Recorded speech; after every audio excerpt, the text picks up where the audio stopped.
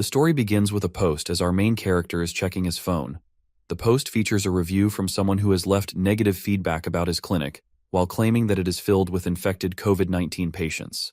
After reading this post, most commenters express their unwillingness to visit such a contaminated medical clinic. Meanwhile, our hero, who is reading this post and its comments, finds himself sinking into depression over the fact that his clinic business is failing. COVID-19 has broken out just as he opens his clinic, and after 3 years in the medical field, he can't understand the unfairness of fate, that why does this have to happen to him in this way? He is also depressed that people visiting his clinic get infected, and others are leaving negative comments about it. Suddenly he feels a shift in the world around him, as if the sky is beneath his feet. After a moment he goes blank. With that, his journey from a regular Korean doctor to a divine physician in the novel begins. Now his system is developing in a weird way, as it is allowing our guy to power up, unlock skill, and summon creatures if he boosts his HP. For this purpose, he has to treat his internal organs. His current HP is 0. With that, he opens his eyes and remembers falling into the Han River. He sees a silhouette in front of him and assumes it must be someone who rescued him, even though he has thousands in debt. But he's still relieved to find himself alive. He finally notices that his surroundings and realizes that he's not in a hospital. It feels like he's on the shooting set of a medieval era's show. Suddenly, a very emotional person startles him. When our guy asks about his identity, the person becomes even more emotional, wondering how he could forget his personal doctor named Garden. Our boy, on the other hand, doesn't understand his current situation and asks Garden to bring him a glass of water. The tumbler Garden hands him a luxury glass embedded with diamonds, which makes him wonder if they're real. While drinking the water, he suddenly notices his reflection in the mirror and realizes with dread that it isn't his face which he's looking at. He remembers that this face belongs to the crown prince named Raquiel Adria Magentano, which is a character from The Demon Sword Emperor. That is the novel he was reading the day he went out for a drink. With disbelief at his situation, he thinks he might still be drunk and asks Garden to slap him on the cheek. Horrified at the thought of striking his master, Garden is unable to do it, so our guy slaps himself. The instant he does, he realizes with the excitement of having been given the chance to reincarnate as a crown prince. It means he's left his debt-ridden life behind. With this thought, he starts to rise from his place but promptly collapses. To see him like this, Garden rushes to assist him. Looking at his hand, he realizes that this body is much weaker than a normal 40-year-old's, even though he's a young lad. He realizes with dread that the character he's been given is always bedridden and appears only briefly in the novel. Not only this, he dies at the age of 22. With fear in his heart, he asks Garden about his age, and Garden replies that he's 21. He bites his lip upon hearing this. Before knowing that the character he had been given had that health issue, he was relieved to have left his debt-ridden life behind to enjoy his life as the crown prince. But now, with the dread, he realized that he has only 1 year to live. He thinks about the novel, where the crown prince had died despite receiving the best treatment in the world and the cleric's blessing. Yet nothing worked in his favor, and he still met his end. While looking in the mirror, he concludes that all of this points to one solution. With that thought in mind, he turns to Garden and asks him to bring as many needles as possible, no matter the size. He's decided to treat himself. After making this decision, he finds himself meditating on his bed. He checks his pulse, aiming to understand the nature of his illness. He tries to concentrate on his 10 strange pulses, where the illness might reside. If one of them shows symptoms, there's a chance he's dealing with an internal injury. At this moment, Garden interrupts him, as he brings the needles he had ordered and laying them down before him. After inspecting them, he picks one up. Seeing him warming up the needle, Garden expresses his curiosity about the purpose of the needle. He haughtily replies that he's going to poke his body with it, leaving poor Garden horrified, who is thinking his master is about to harm himself. He pleads with him not to do it. Our boy tries to calm Garden by saying that he's doing this for a good purpose and asks him to have confidence in this matter, to which Garden reluctantly agrees. With that, he takes off his shirt and lies down on his bed. He knows that he needs to pierce the first needle into his most important breathing organ. To do this, he must calm his breathing. Near his shoulder is the point called Tai-in, which is the lung meridian of the hand. He carefully pokes that spot, while feeling a slight pain due to the needle's thickness. Now he focuses on acupoints, starting with the lung, then moving to cloud gate, and finally upper arm assembly. After completing the first set, he opens his eyes. It seems like he's been granted the skill to perform accurate acupuncture. By applying this technique to his body, he's able to recover his lung a little. With that, a ridiculous scene appears as happily dancing lungs give him 2 thumbs up, resulting in a gain of 100 HP, which is equal to 100 power. Our guy is quite baffled to see the screen in front of him as he reads all of this new information. Our boy is quite curious to see the status window in front of him. Seeing his state, poor Garden thinks that he's gone crazy, so he starts to cry again. With an annoyed expression, our prince orders him not to overreact. Ignoring his emotional doctor, he decides to target another acupoint near the shoulder blade. This acupoint is called the Yunmen acupoint, which he performs perfectly, resulting in alleviated feelings in his chest. He then targets several acupoints in his arms, which hurt more than before, but he endures the pain. Seeing him like this, Garden starts to pray to God for the health of his body and mind. Meanwhile, our guy takes the next step and pokes at the Yunji acupoint as well. With this, he stimulates various acupressure points, and his lungs feel like they're being massaged in a massage chair. He is irritated by the ridiculous notions his screen is displaying, as he is wishing that it would give him some HP points instead. Next, he focuses on the cheesy acupoint, which is located on his palm. With that last nail in the coffin, he successfully performs the acupoint treatment for the left lung meridian. Now his lungs take on a human form and perform a tap dance in his head, which is quite irritating for him. He waits patiently for it to end, but it is continuous for a little longer than his liking. Due to this constant tap dancing out of his lungs, the organ responsible for bowel movement also awakens. Now, the said organ, which is the large intestine, appears as a human and starts to party with the lungs. As their tap dance going on, his large intestine synchronizes with the rhythm of the dance. As a result, it gives him 100 HP, and both of the lungs give him 200 HP each. It means now he has 600 HP. With this increase in his HP, he is now able to activate his skill. His screen asks him whether he would like to shop for some skills. To read it, he remembers all of those fantasy novels in which a skill related to being a warrior or mage is given to the protagonist. So he decides to check it out. Contrary to his expectations, the skills he is shown all relate to medicine and treatment. He thinks that all of the tasks he has done in his past life. To see the list, he decides to choose the pulse reading, which helps him diagnose the illness, which is the foundation of all treatment and prescription if done right. For 500 HP, he purchases this skill with the first stage. By acquiring this skill, he is able to roughly diagnose the health condition of his patients. He later gets the report at the basic overall health check report. To see that, he decides to read his pulse over again. He checks his report, then the system informs him that his body is in the worst condition and he has a minimum of 3 months to live. He thinks it is even shorter than that mobile contract.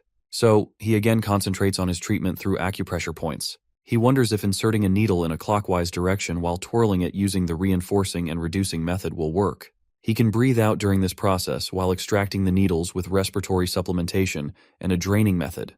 So he performs it and is amazed to see that his life has extended by 1 day with it. He is so excited that he starts to perform it on another hand as well, which results in him bleeding. Unlike last time, his system warns that he has overdone the acupuncture and recommends that he should do once in every 3 days. Now his organs are shown lying on the floor. He concludes that the patients need to be stable to endure the continuous acupuncture treatment. But his body is quite weak to tolerate such treatment. He then analyzes his situation and concludes that even though the acupuncture treatment is working, with his body's weakened state, he is only able to extend his life for 1 month and then die eventually. After contemplating for a while, he decides that he needs medicine to treat his body. For this purpose, he turns to Garden, who is a doctor in this world. He asks for a more potent ingredient, which makes Garden a little hesitant.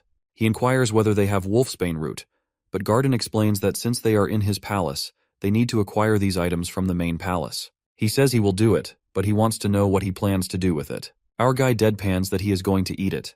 Upon hearing this, the poor doctor begs him not to do it. He explains to the doctor that he is just doing it for his own treatment. However, Garden remains reluctant. To reassure him, our boy starts to explain the situation. He asks if Garden is already aware that wolfsbane root is a toxic substance, which Garden confirms as it is used in poison. He adds that he needs the daughter root of the wolfsbane, which is much smaller than normal. At that, Garden deadpans that it can cause his heart to stop. In response to this statement, our boy admits that it is true, but insists that he knows the method he is going to use to turn this tonic into medicine. This sounds bizarre to Garden. Our boy continues, saying that this process is called detoxification, which will help him turn this poison into medicine. He asks whether Garden understands now. Garden honestly replies that he doesn't understand a thing, but he decides to give it a go since it might improve his health. While he goes to the pharmacy to get the root, he thinks about how nothing is stopping the deterioration of his master's health. Now he is willing to place his hope in this new treatment. However, he determines to eat it first to ensure that it is safe for his master to take. After getting the root, our boy is able to make a tonic out of it. But Garden seems quite uncertain upon seeing this strange-looking liquid and comments that it is made from a poisonous substance. Then he starts begging him not to take it. Seeing Garden's pitiful behavior, our boy decides to scare him a little, so he offers Garden to try it out first. This statement brightened Garden's face, because he also wants to try it himself, so he happily agrees to test it. Seeing his eagerness to risk his life for him, our boy is struck with the realization that in the novel, Garden is someone who is too loyal to the Crown Prince. In the beginning, he was not even his doctor and started as an assistant. Though the passage of time sees every doctor who claims to cure him leave, but he remains unwavering. However, he pays the high price of his devotion because in the novel, he is executed after the death of the Crown Prince, accused of causing his death. Looking at him, our boy thinks that he is someone who deserves a good life, but it is another thing to share his tonic with him, which he is not convinced to do. After a while, he finally completes the tonic called Ephedra Aconite Asarum Decoction. Garden is ready to drink it, but our boy stops him, saying that it should be consumed when it is cold. At this moment, Garden suddenly voices his concern about how our boy, the Crown Prince, knows about the recipe for the medicine. Our boy makes an excuse, as he claims that he saw a dream in which a mage told him about this recipe. Despite saying that he believes in our prince, Garden's expression says otherwise. He looks at the time and hurriedly gulps down all of the medicine, leaving the poor doctor completely petrified. He looks at his doctor and with innocent eyes while claiming that he has eaten it all. Suddenly his heart begins beating fast and he realizes that something is about to happen. At that moment, his system informs him that the consumption of the perfectly brewed Ephedra Aconite Asarum decoction results in the reduction of soreness and coldness in his body, as well as a boost to his metabolism. Not only this, but he has also awakened the Azrahan core energy. This term catches his attention. The Azrahan core energy is a technique developed by the Grandmaster known as Javier Azrahan and his noble subordinate, Lloyd. This technique is a symbol of the imperial family, which is passed down only to the direct descendants of the imperial line. As he resides in the Crown Prince's body, he must have been taught this technique from an early age. Now, he has unlocked the first level of this technique, which allows his mana circle to circulate around his heart, helping him increase and absorb mana. Now his mana is at 120%, while he needs 1000 HP to reach the next level. Therefore, he feels the mana circle around his heart, as well as the mana circulating through his body with every breath. He is quite excited to experience this amazing feeling. Suddenly, he feels a sharp pain in his heart, and it feels like it is going to burst from his chest. Seeing him clutching his heart, Garden becomes very concerned. On the other hand, he receives a warning that there is a chance that his heart will stop at any moment because the pressure from the mana circle is affecting it. When he realizes that his mana circle and the growth of his heart are out of balance, he guesses that the size of the mana circle may be the root of the problem, as it surrounds his heart.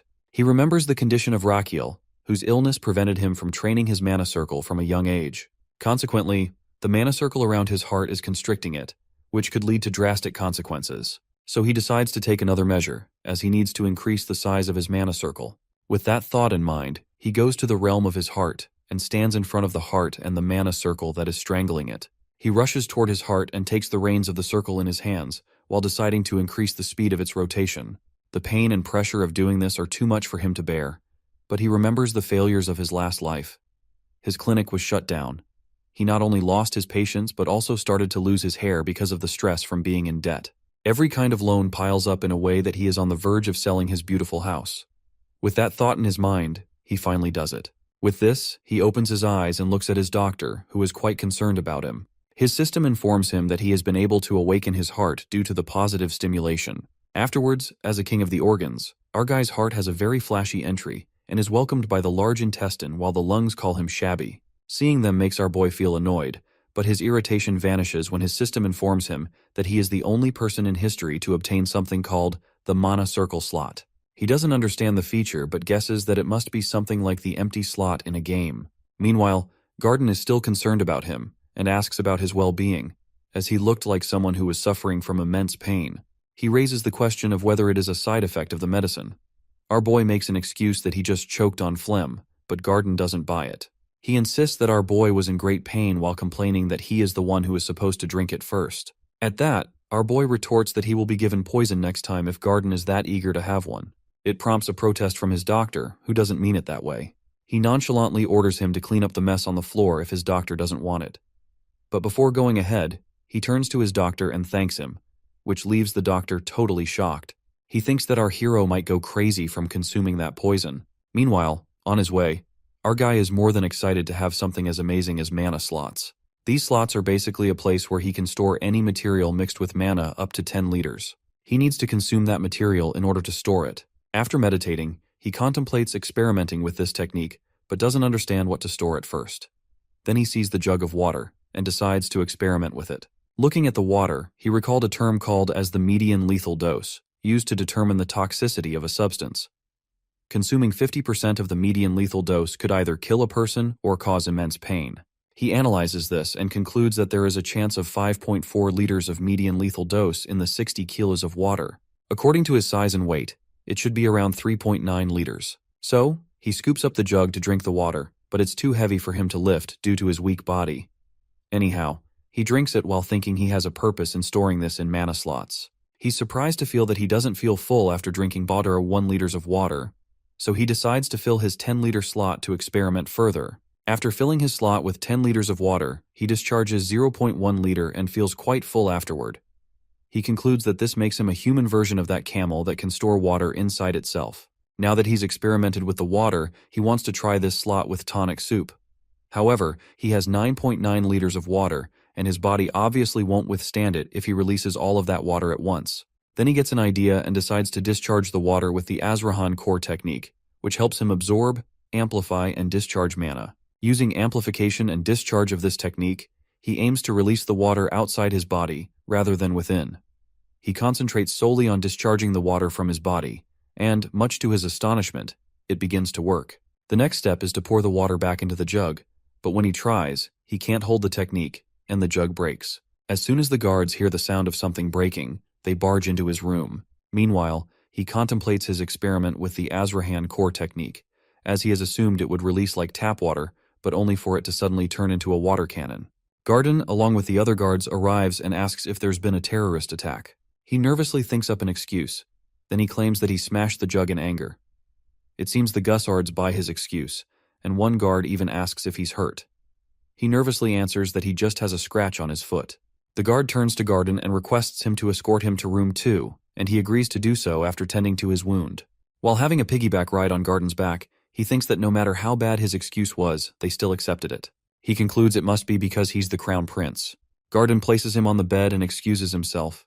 He tells Garden to get some rest as well in return. When Garden is gone, he starts contemplating what happened when he was practicing the Azrahan technique. He was amplifying the mana and discharging it through his hand, but it resulted in an outburst like a water cannon.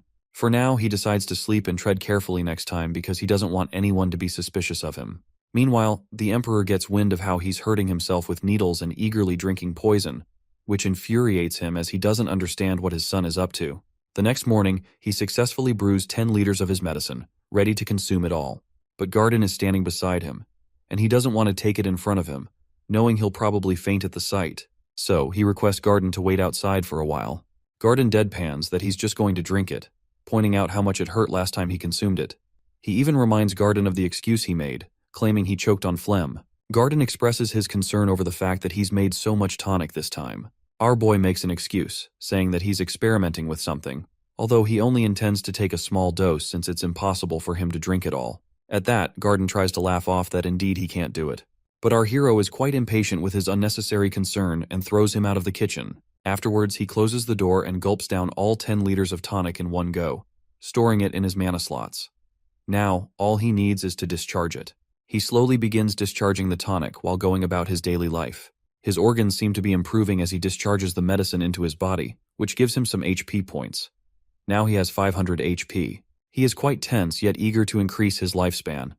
For this purpose, he releases the medicine in himself quite frequently.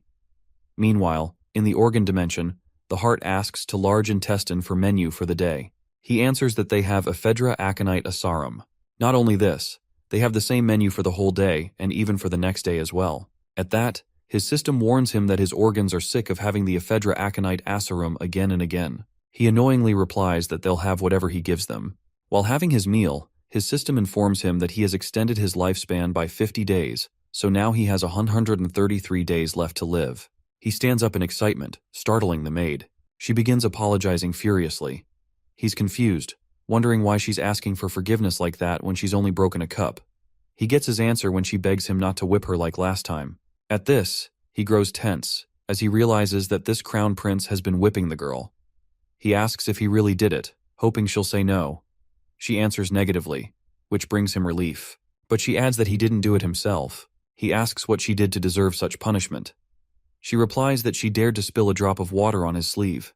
This makes him think that this crown prince must be a truly cruel person. He doesn't like the scenario as he sits down on his bed while he tells her to leave after cleaning everything which brightens her face. When she leaves, he turns to Garden and asks about his behavior toward him and the other servants, as he doesn't remember much about himself. Garden tries to sugarcoat things, but he warns him that if he does, he'll eat all of the poison right in front of him. At that, Garden tells him about his cruel and rude behavior toward the servants. He is quite frustrated after listening to all of this. He even understands why the guards had bought his ridiculous excuse about breaking that bottle. At that, one more question arises, that why someone like Garden is so loyal to him. He asks Garden about it as he doesn't seem scared of him. At that, he softly answers that it's because he truly knows what kind of person he could be and trusts him in this regard. In a flashback, it's shown that when Raquiel was a child, he saw him protecting a small chick from the rain while he himself was drenched. Remembering this, he adds that he trusts Raquiel to return to his kinder self as his health improves. Thinking about Raquiel thanking him, Garden feels as though it's already happening. He offers Garden a pastry, which he accepts with some reluctance. In this moment, he vows to never let Garden be accused of his death. For this purpose, he will have to survive. Just then, someone rushes in and opens the door with a bang. Calling for him, this servant hurriedly tells him that the Emperor has summoned him. The scene shifts to the main royal palace, where Raquiel is shown approaching the court of his father. As soon as he greets his father, the Emperor immediately notices his awakened Azrahan technique. He also senses the nervousness of our guy. Meanwhile, our boy is quite tired from bowing before him and waits for him to get over it so he can stand up. The Emperor asks about his life in his side palace and whether it's up to his satisfaction, to which he answers affirmatively. Meanwhile, he is quite irritated at the fact that he has to stay bowed while talking to him. The Emperor then asks him what he heard about him as he is piercing himself with the needle and consuming poison at home. He tries to deny it.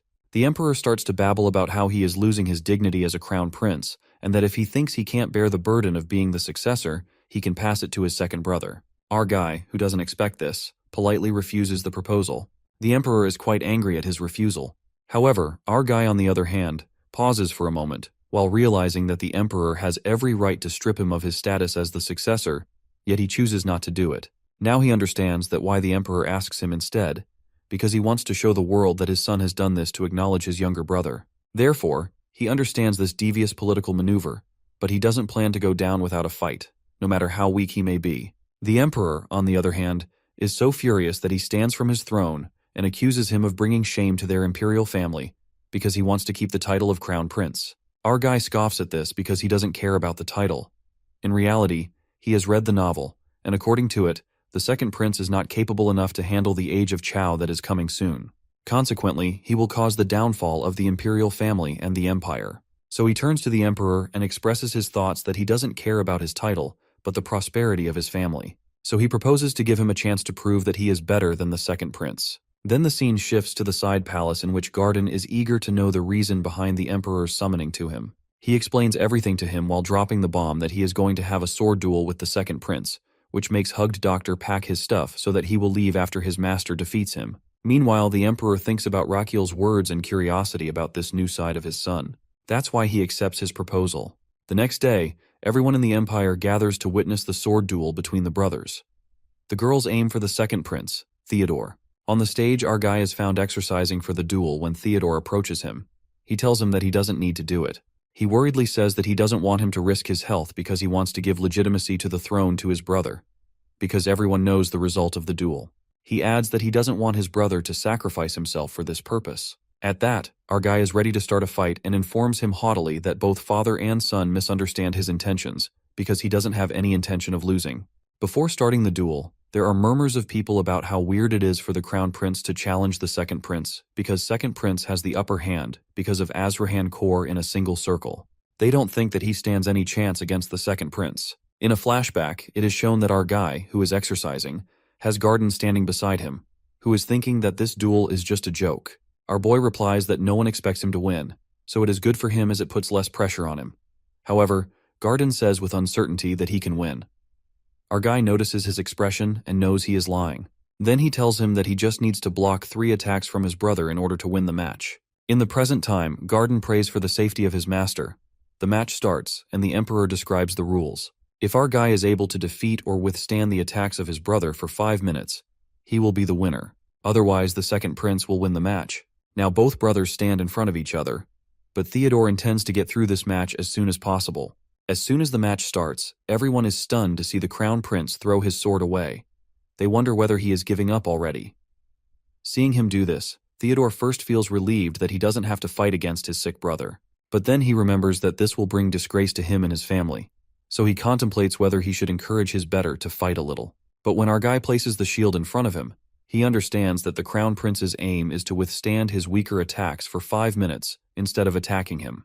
He smirks at that, while thinking that he will end this fight quickly. With this thought in his mind, he gathers the mana in his body and rushes toward his brother. The Emperor analyzes his second son's attack and concludes that his first son won't be able to withstand it. The second prince even tries to attack from above so that his brother won't fall to the ground disgracefully. But to everyone's surprise, our dude dodges the attack. Someone comments that the second prince is kind enough to strike weakly so that his bring can easily dodge it. The second prince attacks him again with full force, which throws him away, but he is still able to stand. Our guy's condition is getting worse as his body weakens, but he is still determined to win the duel, as he has practiced dodging throughout his life as a cop. He now kind of hides behind the shield as the second prince rushes toward him while absorbing the mana better than our guy expected. However, our guy grins at this, as something might be going on in his mind. On the other side, the second prince is also fired up. He builds up his attack, and after leaping into the air, he crashes down right at our boy. But my guy easily absorbs the impact, because he had already trained his lower body for this moment.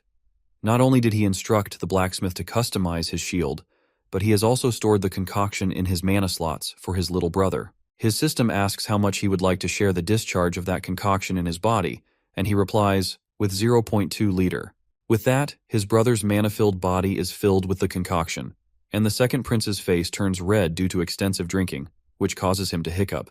Theodore is so confused about what is happening to his body. Meanwhile, Raquel thinks back to what he has read in the novel that Theodore is someone who can't stand any kind of alcohol, so he has added many types of alcohol to his slot and released it into his brother's body. Theodore is trying to pull himself up to win against his brother, but he doesn't understand what has gotten inside him. He wants to handle the situation and aim for the recognition of his father, the cheers of the citizens, and the title of Crown Prince. According to him, this is the best course of action for everyone if he becomes the Crown Prince. For this purpose, he has to win. With this thought in mind, he rushes toward his brother, who is stunned to see that he withstood the bomb of cocktail. Then he discharges another 0.1 liter cocktail bomb in his brother. The scene shifts as the second prince finds himself in the realm of his brother's organs, where he is served the drink by Hart, who tells him that he was given the drink by that person. He turns to see that the person is his own brother, who raises his glass to him. Seeing this, Theodore is completely baffled, as he assumes he must be hallucinating. Seeing his brother this drunk and stunned, the crown prince decides to help him. He is going to discharge the liquid he has stored in his mana slots at his brother. With this mana, he attacks him with all his might and throws his brother to the floor. Everyone present there is completely stunned by this unexpected turns of event before them. Witnessing the fight between his sons, the Emperor immediately recognizes that Raquel has used the Azrahan core, which he had thought he had mistaken before. He can clearly sense that Azrahan core energy radiating from him, even with hundreds of people around. On the other hand, when Theodore opens his eyes, he finds his brother at his feet. His brother claims he has purified his impure mana.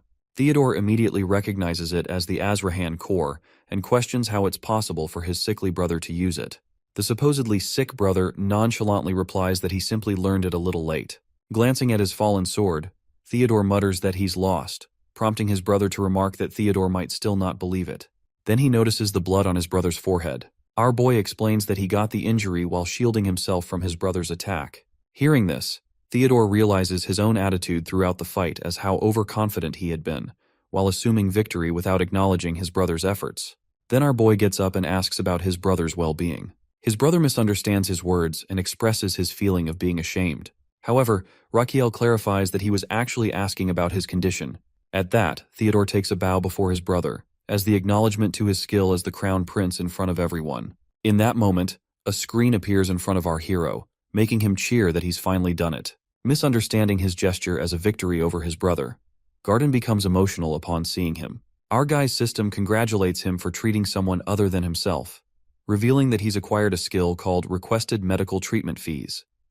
This skill allows him to gain a small amount of life expectancy each time he heals others. However, he notices that this method only extends his lifespan by a single day at a time, which sours his mood slightly as it's quite slow process. Still, he's willing to take it, seeing it as a more effective way to increase his lifespan than relying only on acupoint techniques or tonics. His thoughts are interrupted by his father, who asks if he used the Azrahan core in the fight, which he admits that he did.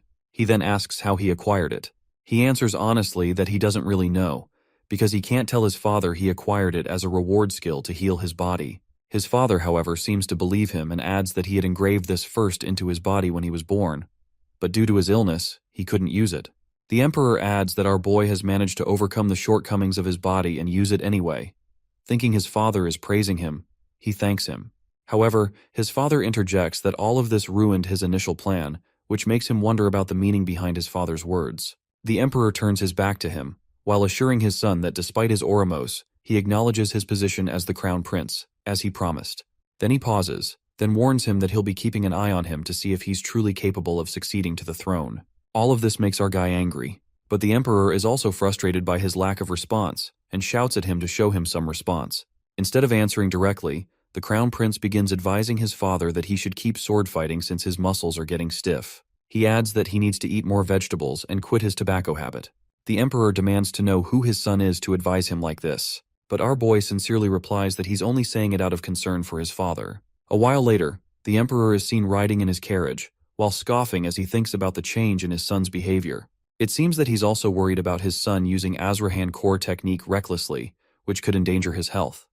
He reflects on the high expectations he's had for him even he is sick, but now, after today's events, he finds himself holding on to a glimmer of hope for his son's future. Meanwhile, on his way back home, our dude is thinking about his own father from long ago, who died of a heart attack, since he skipped studying to play when he received a call about this bad news.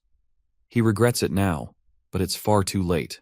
Thinking about the Emperor, who could still have a chance, he decides to protect his father as well, while using his skill which will also help to extend his own life. At that moment, Garden appears again, his face emotional, while requesting his master to ask him why he's crying. Feeling awkward, he asks him anyway. Garden expresses about his pride in his master for winning the fight, no matter how tough it was. He brushes off Garden's concern, while adding that he'll now rest as he has many things to do tomorrow. To sense his confusion, he explains that he has to meet someone the next day. Later, Garden is seen with a guy at one of the top 10 restaurants in the capital, called Sorrentino. The guy asks if he knows about this restaurant. He replies that he's a regular customer there. It turns out that the guy is none other than our crown prince, who has disguised himself. When the waiter comes to take his order, he gives a strange request, like asking for grape wine without grapes, and saying he'd like eat until sunrise. It seems like this is some kind of code, because as soon as he gives the order, the waiter instructs him to follow him. Both of them get up from their seats while Garden looks bewildered by what's happening. Our boy tells Garden to follow the waiter, saying he'll understand soon enough. After a while, the waiter leads them to a staircase. Garden is still confused about how the crown prince knows about this place. He himself knows of it only because he's read about it in a novel. Garden asks why they're there. He ambiguously replies that he's there to collect some treatment fees, leaving Garden puzzled by his words. Changing the topic, he asks Garden if he knows someone named Damien, to which Garden responds negatively. Instead of explaining further to his loyal doctor, he opens the door at the end of the stairs. There they find a battle arena where two fighters are battling each other as the crowd cheers them on. Garden asks again about this place. He happily replies that it's a secret location. Then, looking around, he spots a tough-looking guy in the ring. Garden asks if this is the Damien person he mentioned before, to which he responds negatively. Just then, the door on the far side opens, revealing the true protagonist of the novel he's been reading in his world. This person is Damien Kyan. Everyone is cheering for Damien as soon as he enters the Colosseum. The host tells his tough-looking guy to leave the place, then introduces Damien, who is going to fight the main match of the night. He is just 17 years old when he joins the life of the underworld and defeats everyone over the next 3 months, which earns him the title of the Sword Genius. Then they let Damien's opponent enter the arena, which is a roaring troll rushing toward him. Our boy, who had been watching the spectacle, is also afraid to see a real troll there. Garden protests as well, because he assumes that they are planning to feed a human to the troll. Meanwhile, on the lower floor, the berserk troll is quite furious and tries to attack him, but Damien gracefully dodges its every attack. Damien, who is looking intently at the monster, unsheathes his sword, and with one swift motion, he slays it in two. The spectators watching the show are in awe of what he has done. Meanwhile, our hero thinks that this guy is more notorious than he expected. Then he realizes it is expected of someone who is the main character of the novel, a sword genius known as the rival of the Grandmaster Swordsman in history. He then orders Garden to follow him and goes ahead. After a while, they are stopped by a bulky man who warns them not to proceed. But as soon as our crown prince keeps a brick of gold in his palm, the man lets them go inside. There sitting is someone, from whom our guy tries his best not to be scared. He confidently takes his bottle of painkillers in his hand and asks whether he is going to take these cheap painkillers. Damien then asks for the reason he is there or whether he is there to sell medicine to him. He answers ambiguously that it is something like this. Damien, on the other hand, tries to shoo our guy away by saying that he has had enough of them. Our boy confidently says that these cheap medicines are not useful when it comes to treating the constant throbbing pain in the back of his head. Now he has his attention, and he starts to explain the type of pain he has, in which the symptoms usually start from the back of his head, and the area around his neck and head feels stiff and itchy. He asks whether his shoulders and neck feel numb. Our dude detects the suspicious look in his eyes for him, as knows these things about Damien. He explains again about his condition, while adding that he feels immense pain from the sides of his head and between his eyes. Not only this, he feels goosebumps on his body, and his eyes pop out. Our guy is also acting out all these things while describing all of his conditions. While Damien looks at him intently, our hero continues his melodrama, while trying to convince him that instead of getting to the root of his problem, he is relying on painkillers, which are not a standard form of medicine. Damien is annoyed by him and ponders killing him for a moment. In the end, he tells Damien to use his mouth to say something, which annoys him because Damien thinks that he is the one who is not letting him say anything. Anyway, Damien asks about the identity of our guy, who jokingly tells him the truth that he is the crown prince, which irritates Damien. To convince him, he lies that he is sent there by Kuzman, who is kind of a sponsor for Damien. He adds that Kuzman is worried about Damien, and nowadays they don't have a sufficient amount of ingredients because of the season. Damien doesn't understand a thing our boy is babbling and asks about the meaning behind his words. Our boy explains that he has found a new way to relieve his pain. Damien asks whether it involves new medicine. Our boy answers that this matter can't be treated with that medicine, so there is a need to eliminate the root of his pain. He asks him to strip off his shirt and lie down so that he can explain the process of treating him. Damien does what he is told. His back is full of scars. Our boy jokingly asks whether he is scared, but he answers negatively while irritated, adding that he is a warrior who has hurt people and vice versa, which shuts him up. He then scoops a junk of moxibustion and asks whether it is his first time seeing something like this. Our guy places moxibustion on his back. Then he fires the substance onto his back while Damien nonchalantly remarks that such a treatment doesn't scare a warrior like him. However, after a while he is trembling with the pain, which makes our boy joke about it. He seriously hopes that he can bear the pain. He thinks about this guy who has a curse mark on his back, which is the reason he doesn't leave the underworld. Whenever he goes to fight, he feels immense pain. To cope with this pain, he starts taking lots of painkillers. He borrows and has to have another fight in order to pay his debt. This is the life of the protagonist of this story. He curses Kuzman for inflicting this cruel cycle on Damien. He now tries to smear the mark on his back with this process. He happily thinks that if he is able to cure Damien, he will not only extend his lifespan, but will also have his support. He decides to treat the other gladiators afterward. After the treatment is over, he tells him to get up. He looks intently at the mark on his back, which he has successfully cauterized. He then asks about what he is feeling at this moment. With an expression of disbelief, Damien expresses that he feels quite refreshed, something he hasn't felt in a long time. Our boy explains that he needs more sessions of that treatment. During this time, he needs to avoid touching the blisters on his back, oily food, and overexerting himself. He is struck by the last demand. Our boy explains that he shouldn't fight, which meets with a protest as it is not something Kuzman will allow. At that, he consoles him by saying that he will take care of that matter. Now Damien understands that our guy is not what he has told him and asks about his identity with a baffled expression. Our boy proudly tells him that he is a crown prince, but Damien doesn't believe him and remarks that he must have a reason for avoiding revealing his identity. Our boy decides to let go of this matter and instructs Damien to do whatever he has told him to do. Besides, he strictly tells him not to go to the Colosseum no matter what is happening there, as it is a safer place for him. In the end, he adds that this is their only way to meet each other. Upon hearing this, Damien's face turns red, and he eagerly agrees with him. On their way back, there are hundreds of questions Garden has about this illegal place, but he asks him to help him to find something. When asked what it is, he tells Garden to look for a man with black hair, a ponytail, and slit eyes. After looking in some places, he finally finds him in a bar. He sits in front of him and gets straight to the point, saying that he needs to buy Damien, so he should tell him about his total debt as well as the cost of breaking the contract. At that, Kuzman demands 9 trillion magan, which could only be afforded by someone as wealthy as a crown prince. Our boy explains that he is the crown prince. That person starts to laugh at his expense and tells him that if Raquel is a crown prince, then he is also the one with the name of the crown prince that sells the medicine.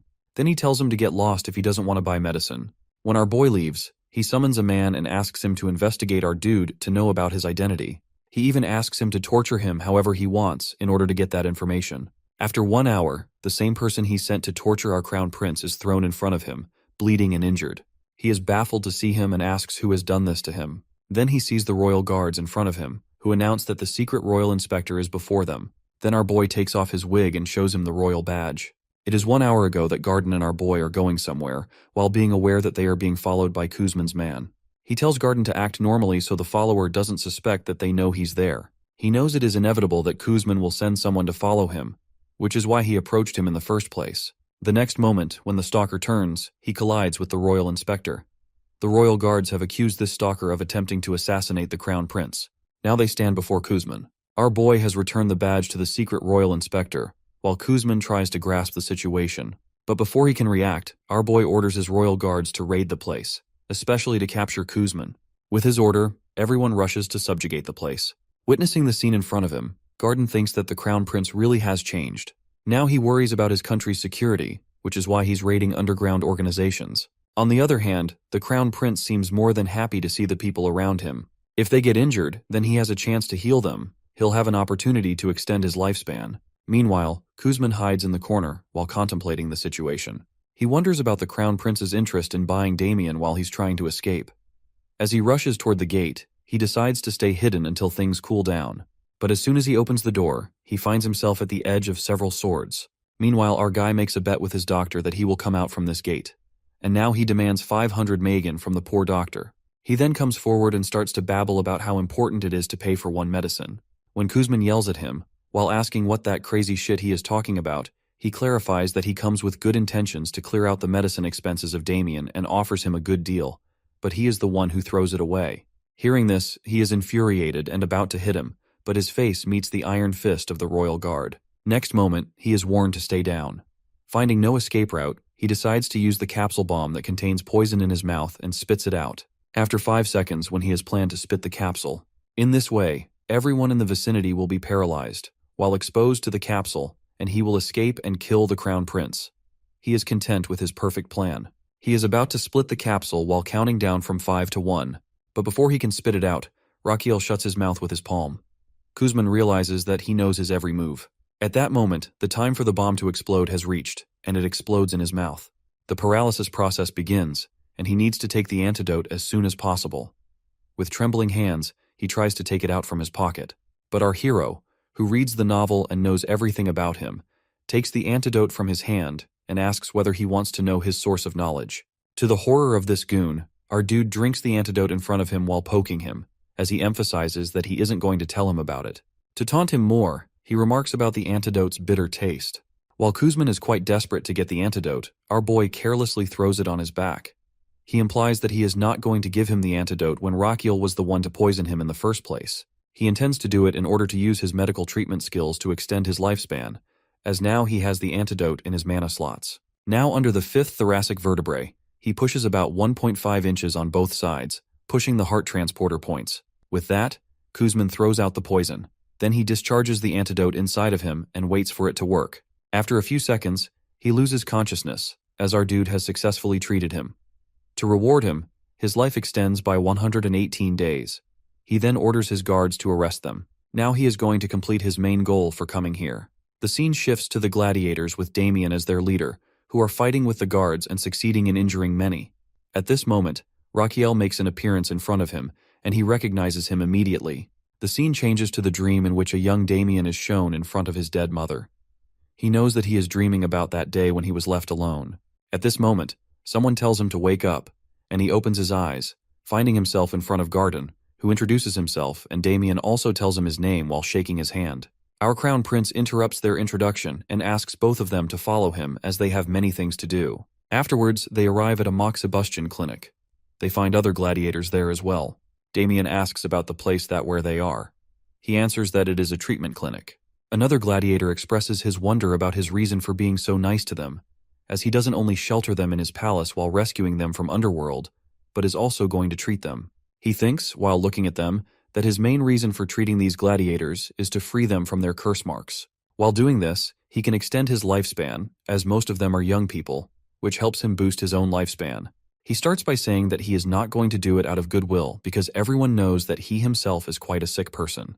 One of them chimes in that everyone in the kingdom knows this, and our guy promises in his mind that this person will get the most painful treatment. Anyway, he continues saying that since the doctor failed to find a cure for him, he is now doing it himself. Then he turns to Damien and asks whether he gets what he is trying to explain.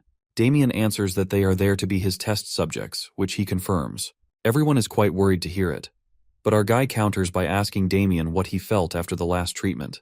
Damien answers that he felt relief from nerve pain.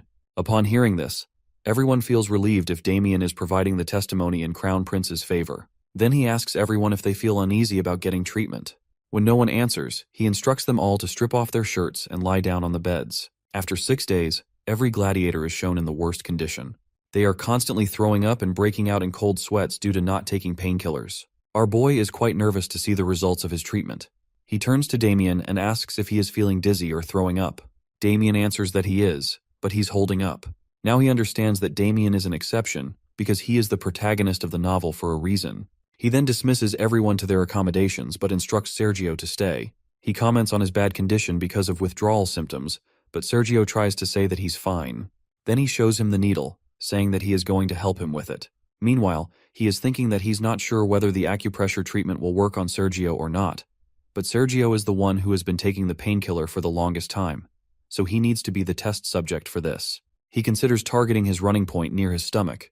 While he's thinking about all this, Sergio rises from his place, looking quite powerful in his form.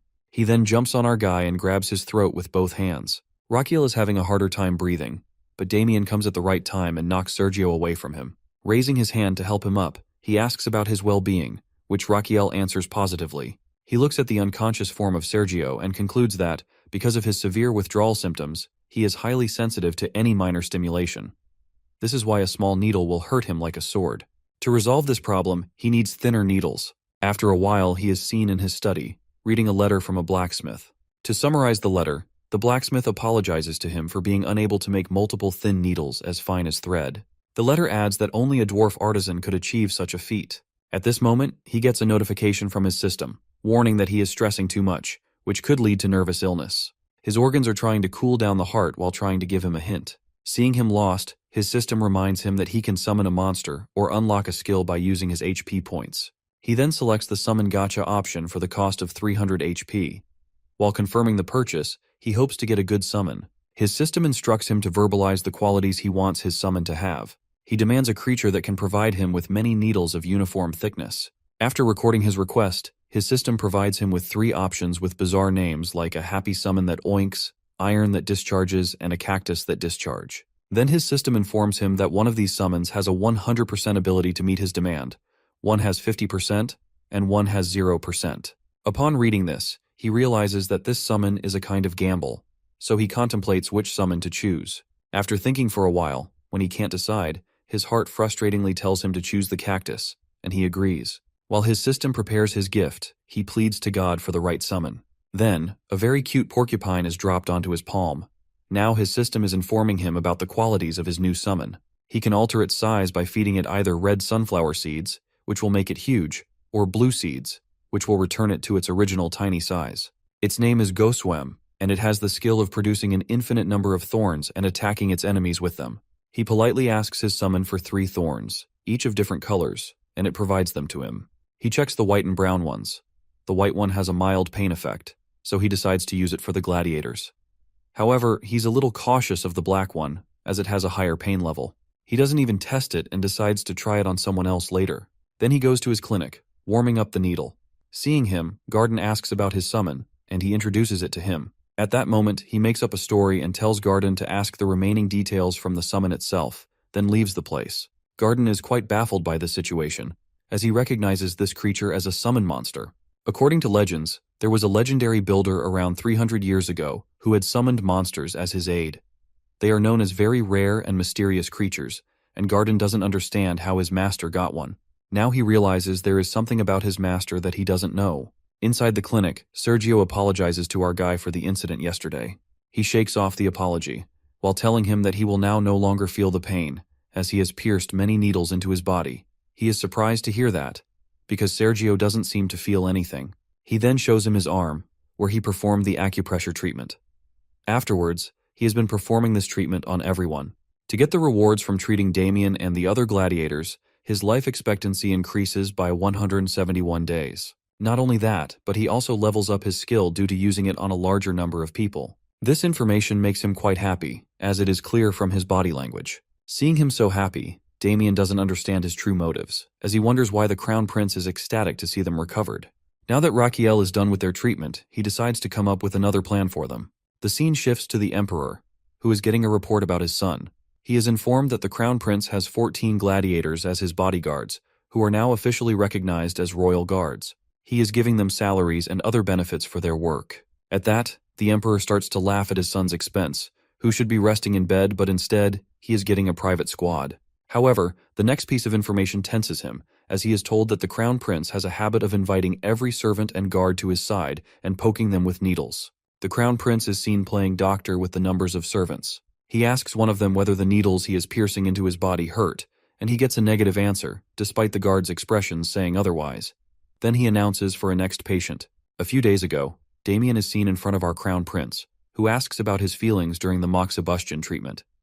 Damien answers that it still hurts a little. At that, the Crown Prince gives him the good news that he no longer needs the treatment as he is fully cured, which leaves him confused.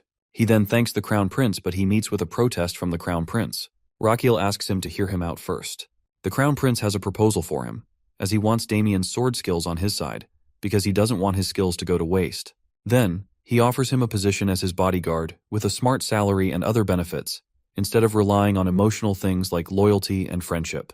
He knows that Damien will advance in his sword skills and soon reach the Sword Master syndrome, where someone becomes extra sensitive and endures even more pain than he had experienced before with a curse seal. So, he wants Damien to stay close when that happens. So, he is offering him the job as an excuse to keep him by his side. He adds many other perks to the job contract, but when Damien doesn't respond, he offers a 4-day work week, which prompts a cheer from everyone behind Damien. Upon hearing his job perks, everyone offers to hire them as well, under the pretense that it is their way of repaying their debt by protecting him. He dryly comments that they want to do it because the salary and other benefits come with the job, and they sincerely agree that it is the case. He is glad at their honesty, as he thought that people who claim to be loyal often hold grudges. So, he ponders on this matter and decides to hire them, as the original royal guards were loyal to his father, so it will be better to have his own private squad. He then gives them the name of SRG, and they are quite happy about it. He turns from them and thinks with a sigh that his lifespan still doesn't last much longer, as he has only 18 days left, besides having a very weak body, which is unable to search for more patients.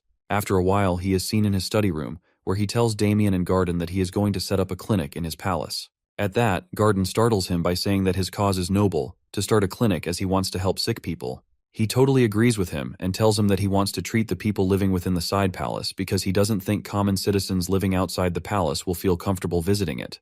Garden also agrees with him. So, he explains that he needs this because in this way, the word of mouth will serve as advertising for his clinic, so people will come to his side palace's traditional medicine clinic to receive treatment. Now, in the present, he is frustrated to know that everyone is quite healthy, and after treating 500 people so far, he has only received a 2-day bonus life. With his frustration, he exclaims that he needs a very sick person. Suddenly, he stops as the idea hits him. He orders Garden to collect data about the families of the servants he has in his palace. He is sure there must be some sick person among their families. He is quite frustrated to see that they all seem healthy, as only 10 pages remain. He doesn't have much hope, but he still keeps checking. He is interrupted by Damien, who expresses his disappointment with the Crown Prince. He is baffled to listen to him. Damien asks further whether he sees patients as the tool. Damien adds that he understands that he needs the patients for research, but now it looks like he is searching for someone on their deathbed. At that, Garden tries to defend his master as he must have some plan. However, the Crown Prince corrects his doctor, stating that Damien is right about his assumption. Damien protests, saying that he was rude towards Garden, while Garden tries to defend Crown Prince by saying that Damien is rude to him. Seeing this, the Crown Prince kicks both of them out of his room and checks the remaining 10 pages. One page catches his attention. Someone has written in this questionnaire about an 8-year-old boy whose body starts to tremble and foam at the mouth once or twice a week. The doctor as well as the cleric checked him, but it was of no use. Upon reading it, he is quite happy to finally have found what he was looking for. The next day, he gets to meet the young boy, who is a little scared to see him. He approaches him closely and greets him by telling him to call him Raquiel. He understands that this is George's first time visiting the palace and meeting the Crown Prince, so he needs to make him comfortable. He then shows him a candy, which brightens the boy's face, but instead of getting it, his expression turns sour. The boy tells him that he can't touch the Crown Prince. When asked why, he answers that it's because he is cursed. He adds that this is the reason he is bullied by other children and called weird. Upon listening this, Raquiel tries to encourage the kid by saying that it isn't the case. The boy explains that when the kids were teasing him yesterday, he tried to defend himself but lost. Afterward, everything became dark, and he started to tremble, while feeling like someone threw him to the ground. When he woke up, he felt weak. At that, the Crown Prince suddenly hugs him, saying that he is brave for enduring all of this. With tears in his eyes, George supplies that he shouldn't touch him because of the evil spirit residing in him. In that moment, the Crown Prince begins to diagnose him. His system informs him that this person is completely healthy, besides some symptoms of seizures caused by irregular brainwaves. He diagnoses George with epilepsy, but the problem is that he doesn't know the cause behind the irregular brainwaves. He tells George that he is not strange. To sense his disbelief, Raquiel happily tells him that he is the Crown Prince, and he is always right. Now, he is struck with what to do next, as he doesn't know the cause of the irregular brainwaves, and he doesn't have any tools to detect it, like an MRI machine. Suddenly, George calls out to him, and he tenses to see that George is having a seizure. He immediately lays him down, despite the protests of Garden, who wants him to stay away from the boy. Damien also raises his sword. To see their reactions, he shouts at them, while telling them that George is just sick and needs care, as he is in pain right now. He orders them to get him a pillow. Afterwards, he lays George on the pillow, and everyone looks at him. Garden offers to wipe the foam from his mouth. He answers that he is not in his right mind, as George might swallow the hand towel. They can't do anything right now until the seizure is over. Suddenly, he notices mana coming from George. He understands that it's because of his Azrahan core technique, which is sensitive to mana. He then decides to use this technique to detect the cause of the epilepsy. He then searches for the cause inside the flow of mana. He checks the nerves but can't find anything, though he is getting tired. Afterward, he is standing in front of George's heart and rushes to it. Finally, he catches the source of the irregular brain waves, which are happening in the vagus nerve. He then orders his subordinates to bring him a blanket to cover George up. He also instructs them not to wake him. In the process, he, who also overexerted himself during the diagnosis, and falls down. The people around him are worried to see his condition, but he feels relief in having found the cause of George's illness before losing conscious. After a few hours, he wakes up with a heavy head.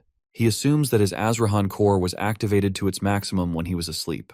At this moment, he is startled by Damien's presence, who informs him that he has been sleeping for half a day. He asks about George and is told that George has woken up but is now feeling tired. While getting up from his bed, he thinks about how the diagnosis he performed was successful through his Azrahan core. Now he can start George's treatment by stimulating the vagus nerve. As he is putting on his coat, Damien asks with surprise where he is going in the middle of the night. He answers with a maniacal expression that he is going to be struck by lightning. After a while, he, along with Damien, is seen in front of the main palace. The guards are shocked to see him there. He asks the guards to escort them to Sir Xanatis's room. They head ahead to reach Sir Xanatis's room, who is the palace mage. He is astonished to see them there in the middle of the night and asks about their purpose to be there. The Crown Prince then playfully asks the mage to strike his back with lightning magic, which leaves the poor mage totally baffled. The mage remembers yesterday when he had visited the Emperor, who was telling him how the Crown Prince has been acting differently and strangely in recent days. He says, while smiling, that he is worried about what his son might do next. Seeing his expression, the mage thinks with annoyance that the Emperor has also become a fool when it comes to his son. In the present time, the boy is shaking the annoying mage furiously while asking him to hit him with lightning. The mage thinks about how crazy the Crown Prince has become. He protests to the prince that he can't do it, as it might kill him, which would make him accountable for his death. The Crown Prince explains that he doesn't need to go that far. He just needs a bit of electric stimulation for 3 hours. The mage is equally annoyed by this new demand. Lightning magic has destructive capabilities, but the prince wants him to minimize it and maintain control it for 3 hours, which requires precise control. He asks the prince if he has any idea that his request is quite difficult. The crown prince answers that he totally understands, which is why he came to him, because no one else could achieve such a feat besides him. Hearing this compliment, the mage is half ready to fulfill his demand, but he's still hesitant, wondering what if he hurts him. The crown prince consoles him by saying that he guarantees if something happens to him, Mage won't be accountable for his death, while pointing to the guards who will witness it. He further explains that he is doing this to save someone. The mage then agrees to his demand and asks when they can start. The crown prince replies that they need to do it now.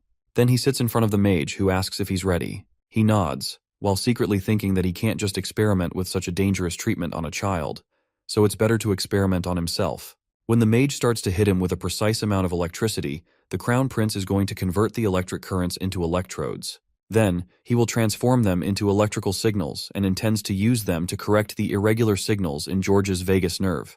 In the end, he will control those signals. While analyzing his plan, he is in awe of Azrahan core technique, which makes it possible for him to be successful in one try. He asks the mage to stop, who teasingly tells him that he could do it all day. The next day, many people who are known as gossip mongers are seen in front of his room. One of them opens the door, and now everyone is standing in front of George and his doctor, the crown prince.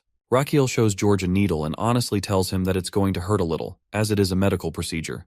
He then reassures him that it won't hurt much, since he already pierced one needle into his neck, and George didn't even realize it. He adds that what is coming, however, will definitely hurt. Then, the mage hits Rakiel with electric magic, and he gathers the electricity in his heart.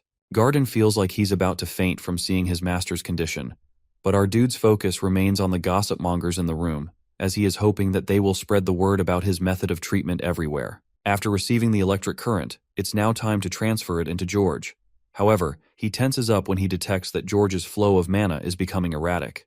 With dread, he realizes that George is about to have a seizure, so he must correct his nerve before it happens. George asks how much longer he has to stay like this. He answers that he has only 3 minutes, or if things go south, just 1 minute. But overall, the procedure will take 30 minutes. For a moment, he thinks about pausing the treatment, but he decides against it for several reasons.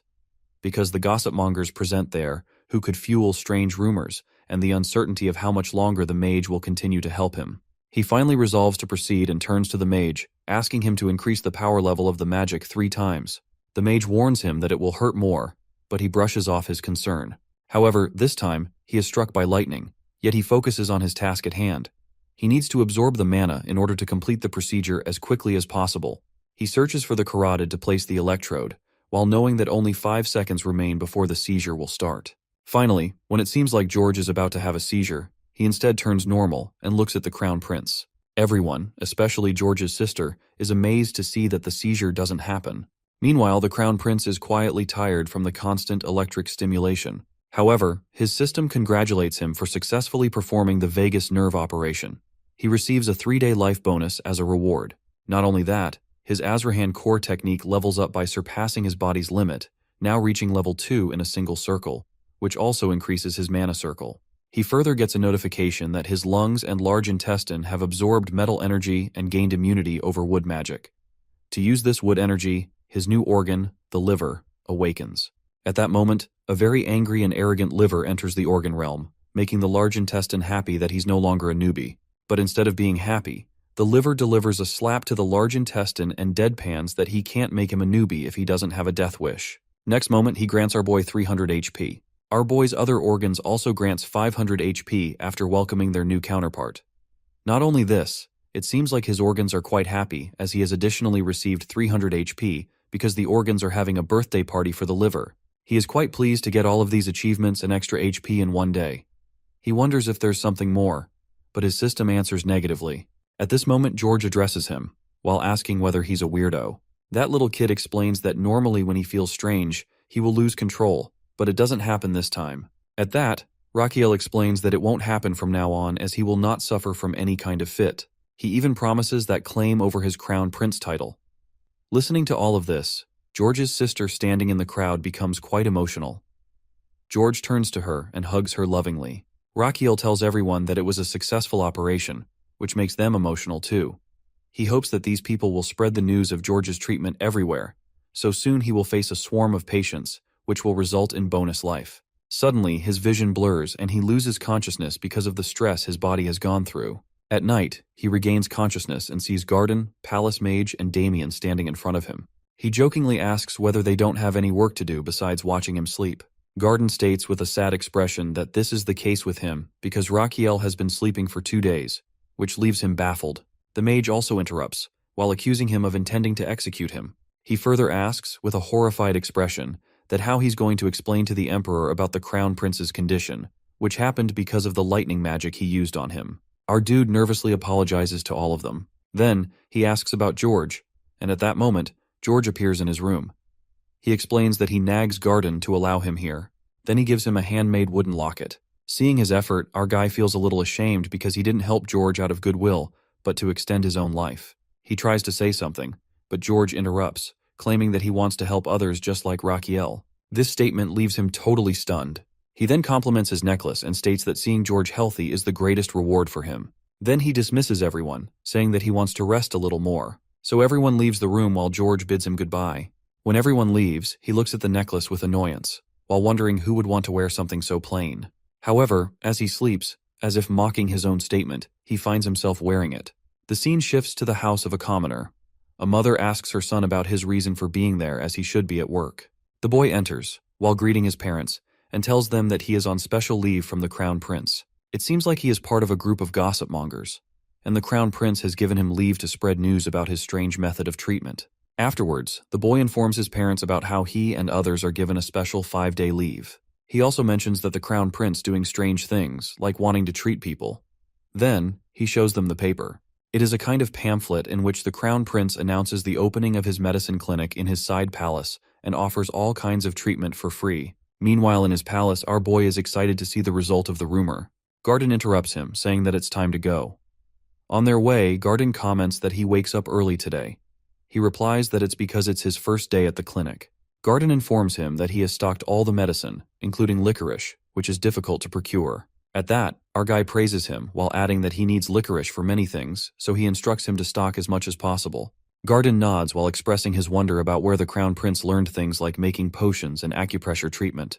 He adds that he wants to know because he is also a doctor. In the end, he expresses that he has sacrificed many sleepless nights researching the basis of the methods the Crown Prince is using, but he hasn't found any clues, which upsets him. As a doctor, Raquel also understands Garden's frustration over not knowing these new things. He then reveals that he is from another world, where he ran a traditional medicine clinic, which is why he knows everything. But Garden doesn't believe him and insists him to tell the truth. Raquel insists he's telling the truth and asks why Garden is so persistent in knowing the truth. Garden answers with determination that he wants the satisfaction of becoming a better doctor, like Raquel. In response, our boy tells him that he is already doing it and orders him to go ahead. As Garden walks away, Raquel reflects that Garden is the reason he has come this far. Then his thoughts shift to his medical clinic, and he prays there will be lots of patients. He worries that the stress will cause him PTSD. He opens the door, ready to welcome the patients with a cheer. At first he pales seeing no patient in the hall, but then Garden points out for him to look below, and he is shocked to see tons of people standing outside, trying to make their way in. After a while, he's diagnosing a patient when his servant asks about his work. He instructs him to check on the other patients to see if they need help. Next, he turns to the maid, who isn't preparing the medicine correctly. He knows the nursing system is not up to par and that it will take time to settle down. After seeing several patients, he gains enough experience to level up his pulse reading skill. Now he can not only assess the overall health of a patient, but also detect symptoms related to the internal organs. In this way, his internal organs are going to help him detect any problems with the organs of the patient by consulting the patient's organs. The scene shifts to his organ realm, where everyone is ready to have a blind date with patient's organs. The heart claims that he is not interested in anyone younger or older than 4 years old. However, the liver points out that they are going to meet all the older people. Seeing them, everyone is disappointed by the idea of consulting. Despite their reservations, they give the results. They didn't find any abnormalities, aside from slight constipation. But the liver informs them that this person shows symptoms of hepatitis, so he needs to give up alcohol. The liver further explains that the old man's liver is likely to survive only for another 5 years. He is amazed to hear this diagnosis, as it forms the foundation of every treatment. Determined, he now decides to awaken the other organs as well. Turning to his patient, he informs him about his liver's condition and prescribes medicine for 10 days. At the end, He deadpans that the man should stop drinking, as he's likely to die in 5 years if he doesn't. Then, he orders the patient to quit alcohol as the crown prince, or he'll be thrown into jail. The man is completely petrified upon hearing this. Afterwards, he dismisses all the non-critical patients, sending them home. Then, the servants turn to him, while showering him with praise and apologizing for the mistakes they've made. He nervously encourages them, while acknowledging their hard work. Meanwhile, he is thinking about establishing a proper nursing system, as it will be necessary if they admit more patients. He wishes his nurses from the modern world were here to help. At this moment, Garden bursts through the door urgently and tells him that there is a patient who needs immediate care. The son of the family pleads with him to save his mother. After laying her down on the bed, he asks the son about her condition. The son replies that she's had a fever since the afternoon, and her condition has worsened since then. After checking her veins, he is horrified, as he realizes that she might be suffering from the illness that killed 40,000 soldiers of Napoleon's army. With dread, he recognizes her condition as epidemic typhus fever, which is an acute febrile illness caused by Rickettsia bacteria infection. He hesitates for a moment to accept it, but the liver informs him that it has indeed seen Rickettsia bacteria in her blood. He gulps upon hearing this and asks the patient's son about the last time she took a bath. The son replies that she took a bath yesterday. He then asks about her bedding condition. The son answers that she is a tidy and clean person. After finding no clues there, he asks whether she had been anywhere where she might have encountered lice or fleas. The son then answers that she had slept on a farmer couple's bed when her carriage broke down on her way back home 15 days ago. To analyze her situation, he concludes that she must have epidemic typhus fever. He then informs her son about her condition, while explaining that she is infected by lice. Seeing her age and temperature, he concludes that she might have pneumonia, or could suffer from central nervous system damage, or might develop necrotic body parts. He then instructs the maids to clean the patient with warm water and change her into patient clothes. He orders them to burn her clothes and bedding, take a bath themselves, and burn their own clothes as well afterwards. He even threatens to fire and punish anyone who disobeys his orders. He then orders her son to inform about her condition to their family. Later, he stands in the kitchen, where he has made a kudzu root tonic soup, which is a type of fever painkiller, for his patient. He then gives her the first dose of the soup. 3 days pass, and they care for her continuously, but unfortunately, her condition does not improve due to the persistent high fever. He now understands that the soup dose is not enough for her condition. She needs a balance of yin and yang, as her yin energy has been drained. He realizes that he must find medicine with strong yin energy to restore her balance. He thinks for a while about where he can find such a medicine. Realizing that it may be in his father's secret treasure vault, he orders Garden to prepare a carriage for him. He isn't sure he will find it there or not, but he intends to use his privilege as crown prince, as he hopes his father might help him. After a while, he's seen greeting his father, who asks why he has come at this late hour. He requests permission to enter the secret palace vault. Sensing his father's confusion, he reveals the condition of his current patient, who is severely ill. His father questions how this is related to his request to visit the vault. He explains that he is searching for a medicine to cure her and might find something there. In response, his father expresses disbelief because he suspects that he's making an excuse to access the vault for his own gain. Meanwhile, his father seems amused by his son's predicament, a fact our crown prince notices, and finds it quite annoying given his father's antics. He tries to reason with his father, while insisting that he doesn't have time to prolong this matter. However, his father remains unconvinced by his outburst, believing that since he didn't receive a proper education, he shouldn't suddenly be treating people. His father asks him to prove that his diagnosis is correct. At this, our boy asks whether he wants to test him, which the emperor affirms. He then orders our boy to diagnose the condition of Royal Knight Captain Roberto, who is recently ill. If his diagnosis will be correct, he will grant him access to the vault. He checks the captain's pulse while his father, who is quite arrogant, assumes that he won't be able to determine his condition, as only he, the captain, and the captain's wife know about it. After a few seconds, our boy announces that the captain has partial baldness, which shocks both the captain and the emperor. The emperor points out the captain's full and shiny hair. This prompts our hero to remove the captain's wig in response. This leaves the captain in a state as if he is about to break down. Then our hero turns to Damien and orders him to proceed. On their way to the vault, Damien remarks on his harsh move to remove the captain's wig. He carelessly replies that he'll treat him next time. During their discussion, they finally reach the vault. The guards hand him the secret pass to enter the vault. He asks what happens to someone who doesn't have this. The guard explains that it activates the attack magic within the vault and will also track his time inside. If he exceeds the allowed time, he will be killed.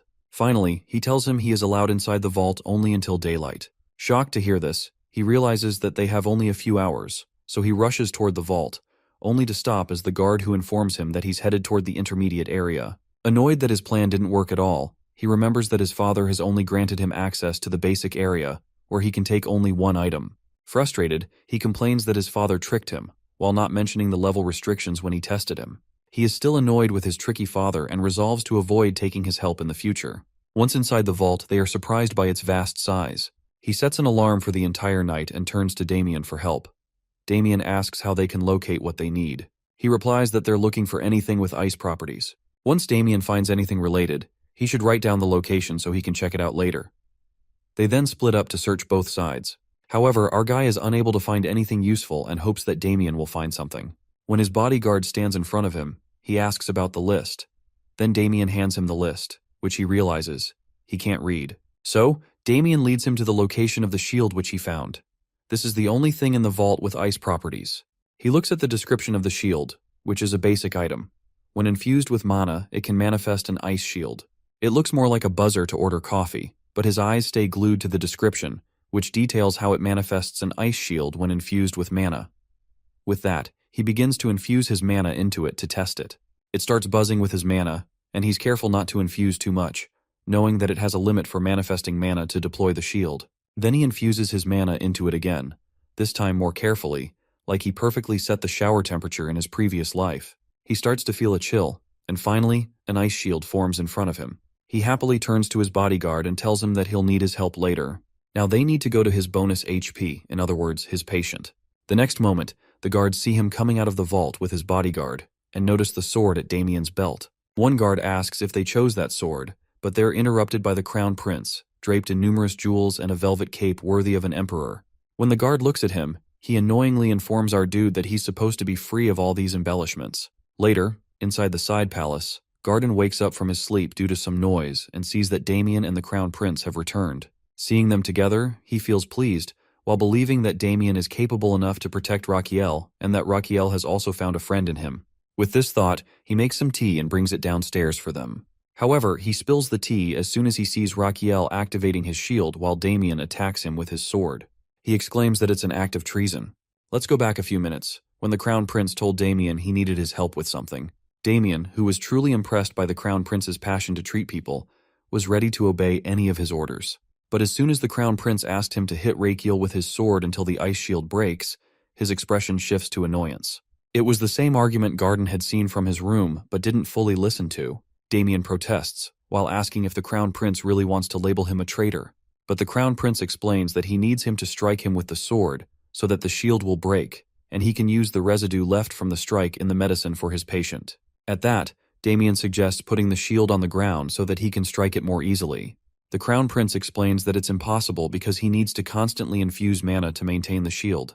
Damien then concludes that the crown prince needs him to break the shield without harming him. Being a smart person, Damien demands a bonus for each strike he lands, while explaining that what the crown prince is asking him to do will mark him as a traitor, and he can't do it without compensation. Raquiel snobbishly asks whether Damien wants payment for hitting him. Damien politely responds that he truly respects the crown prince for all he's doing for everyone, but this is a different matter, and he wants to be paid. Our dude really understands his demand, as he knows that Damien has faced many financial crises that led to his misery, so it's understandable for him to ask for something in return. Raquiel then hugs Damien while happily saying that he's just as he read about him, which makes Damien's expression sour. With that, he opens the shield and tells him that Damien will be granted a day's salary with each strike. Damien expresses his hope that he will get paid on time while striking him with his sword. On the other hand, to witness that scene in front of him, our poor Garden has lost consciousness. After the first strike, Damien tells him that he is going to increase the strength of his attack, as his current power might not be enough to break the shield. Damien stops his strike to see the crown prince, who looks like he's in great pain. Damien reminds him that he hasn't attacked yet, but the shield isn't broken by his strike. Damien asks whether he needs to increase his strength. However, our boy accuses him that he is increasing his bonus amount by striking with a weak strike. It fires up his bodyguard, and this time, he finally breaks the shield. As soon as he sees that, our hero starts dancing like crazy at the prospect of more bonus life. When he turns to enter the palace, he finds the faint form of Garden, and wonders why he is sleeping there. After a while, he is seen making a typical kudzu root tonic soup. in which he has also added fragments of the ice shield. Then he decides to store some in his mana slots. His system informs him that he has gained a new skill called Tonic Concoction. With this skill, not only will the tonic he makes be 10% more effective, but he can also analyze its effectiveness, toxicity, and other side effects. When he places the tonic, his system asks if he wants to utilize his skill to analyze it, which he agrees to do. The system then reads the description, while informing him that the tonic can restore water energy and reduce fever, with other cautionary instructions on its use. He is quite happy to read this, as it means he no longer needs to experiment the medicine on himself. Upon analyzing that it can recover water energy, he is sure it will aid in the recovery of Madame Dinrior. With this determination, he brings the soup to her room. He asks about her well-being from her son, who answers disappointedly that she hasn't recovered a bit. Seeing her energy further depleted, he hopes this soup will work. He coaxed her into taking the tonic, though she complained that it was a bit bitter. He explained that bitterness often comes with effective medicine. He then took care of her for the next 10 days. Everyone was astonished to see him feeding the patient and taking care of her by himself. That earned him much respect from his subordinates. Meanwhile, he fought through his own fatigue, wanting to survive just a little longer to earn that bonus life since he was almost there. With that, his system congratulated him, informing him that he had finally cured his patient's epidemic typhus fever. Thanks to his great effort and the respect he earned from his subordinates, his medical treatment skills leveled up, now increasing his effectiveness by 1.5 times. Along with his patient's recovery, he also gained a life expectancy of 146 days and 8 days of bonus life. Upon realizing that he could earn rewards this way, our boy impishly considers creating a false image of himself, one that would earn him praise and respect from those around him. This, in turn, would bring him even more bonus life. The scene shifts to the carriage moving through the woods, with our hero riding inside. He is thinking about getting professional nurses, as he's managed things so far, but he can't keep going much longer without their help. After a while, Madame Dinrior and her son get down from the carriage. Madame thanks him for the ride, as he has also cured her. She expresses uncertainty about how to repay him. He smiles, while thinking about the bonus life he's gained, and answers politely that seeing her healthy is more than enough reward for him. This statement makes her quite emotional, moved by his kindness. They say their goodbyes and are about to leave. It seems, though, that our guy has another plan, as he stops her son and invites him into the carriage, saying he needs to talk to him. The son of Madame Dinrior is a little uncertain about whether they can talk like this, as he is sitting with his backs to the crown prince, but the prince shakes it off. The son waited for him to describe his purpose, but Raquiel didn't say anything for a while. Suddenly, our dude starts to complain about how sore his body is and how much sleep he has sacrificed while taking care of his mother. Hearing all this, Dinrior wants to compensate him for treating his mother. Our sly hero, however, tells him that he can't accept anything from a patient, as it would ruin his reputation. But the son insists, while saying that he truly wants to do something in return. Hearing this, our hero is more than happy to accept his help, as the son technically isn't his patient, so he can take help from him. He then asks him to assist with something, revealing that Dinrior is an artist. A few days later, in Frontera Plaza, a landlord tells a boy that he should get employed by the crown prince, who is looking for staff. However, the boy isn't convinced at all and taunts the landlord, while pointing out that he's not late on rent despite his jobless status. The landlord quickly counters by saying that he's actually 2 months late for the rent. The boy rushes off to get money for the landlord upon hearing that. Meanwhile, a mysterious girl in a hood listens to the exchange, contemplating something. The scene shifts to the inside of an art gallery, where many people have gathered around one particular painting. Our boy, along with Dinrior, is also there.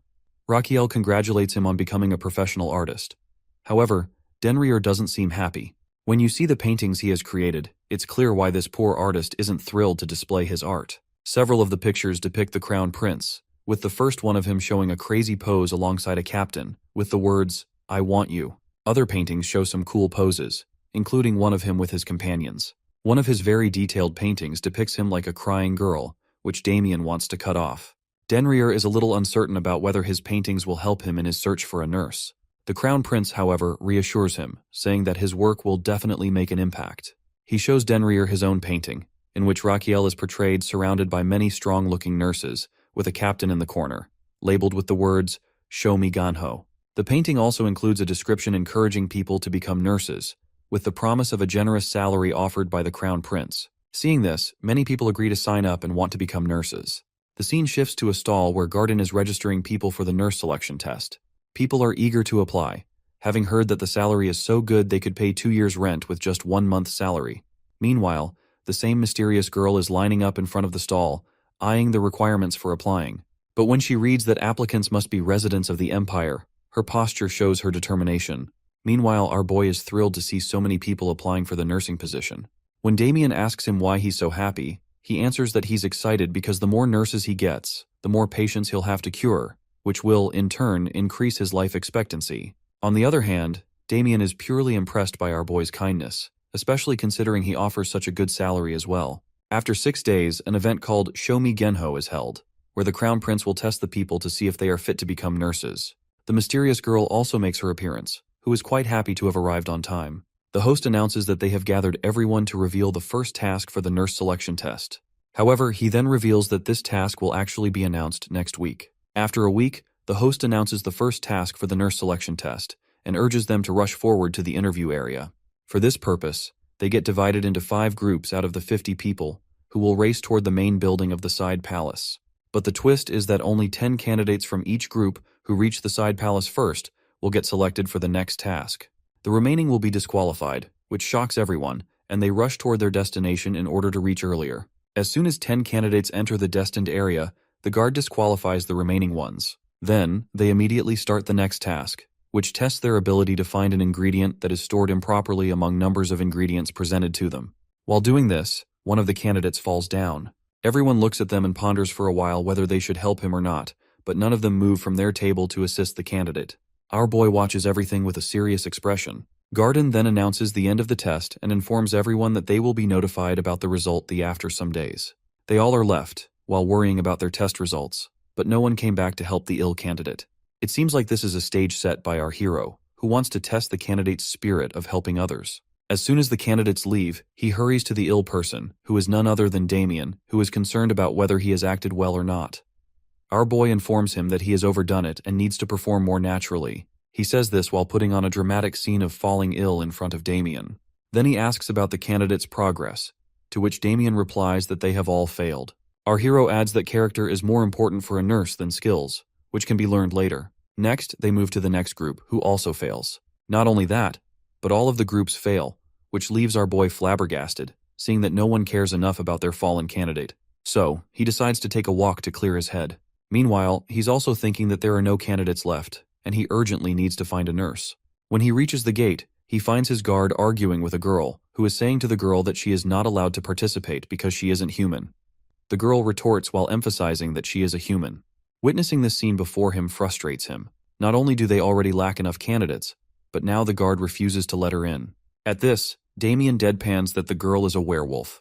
He points out that she doesn't have a tail, but Damien responds that she might be hiding it under her loose clothes. Damien suspects Raquel might be uneasy about the idea of a werewolf as a nurse.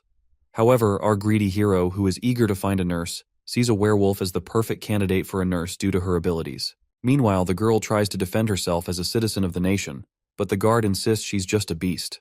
Their argument is interrupted by the Crown Prince, who scolds his guards and tells them to stop. The girl, as a citizen of the capital, has every right to apply for the job. He then orders the guard to apologize to her, leaving her completely baffled. He also apologizes to the girl on behalf of his guard, and she introduces herself as Agnes. He tells her that she will be tested now, which startles her. Noticing her baffled expression, he explains that, as a werewolf, she has great stamina, but he wants to see it with his own eyes. Then he places her in a race competition with his guard. For this purpose, they will race to the fountain and come back, with the winner being the one who returns first. Agnes is fired up to hear this. She turns to the guard, ready to face off.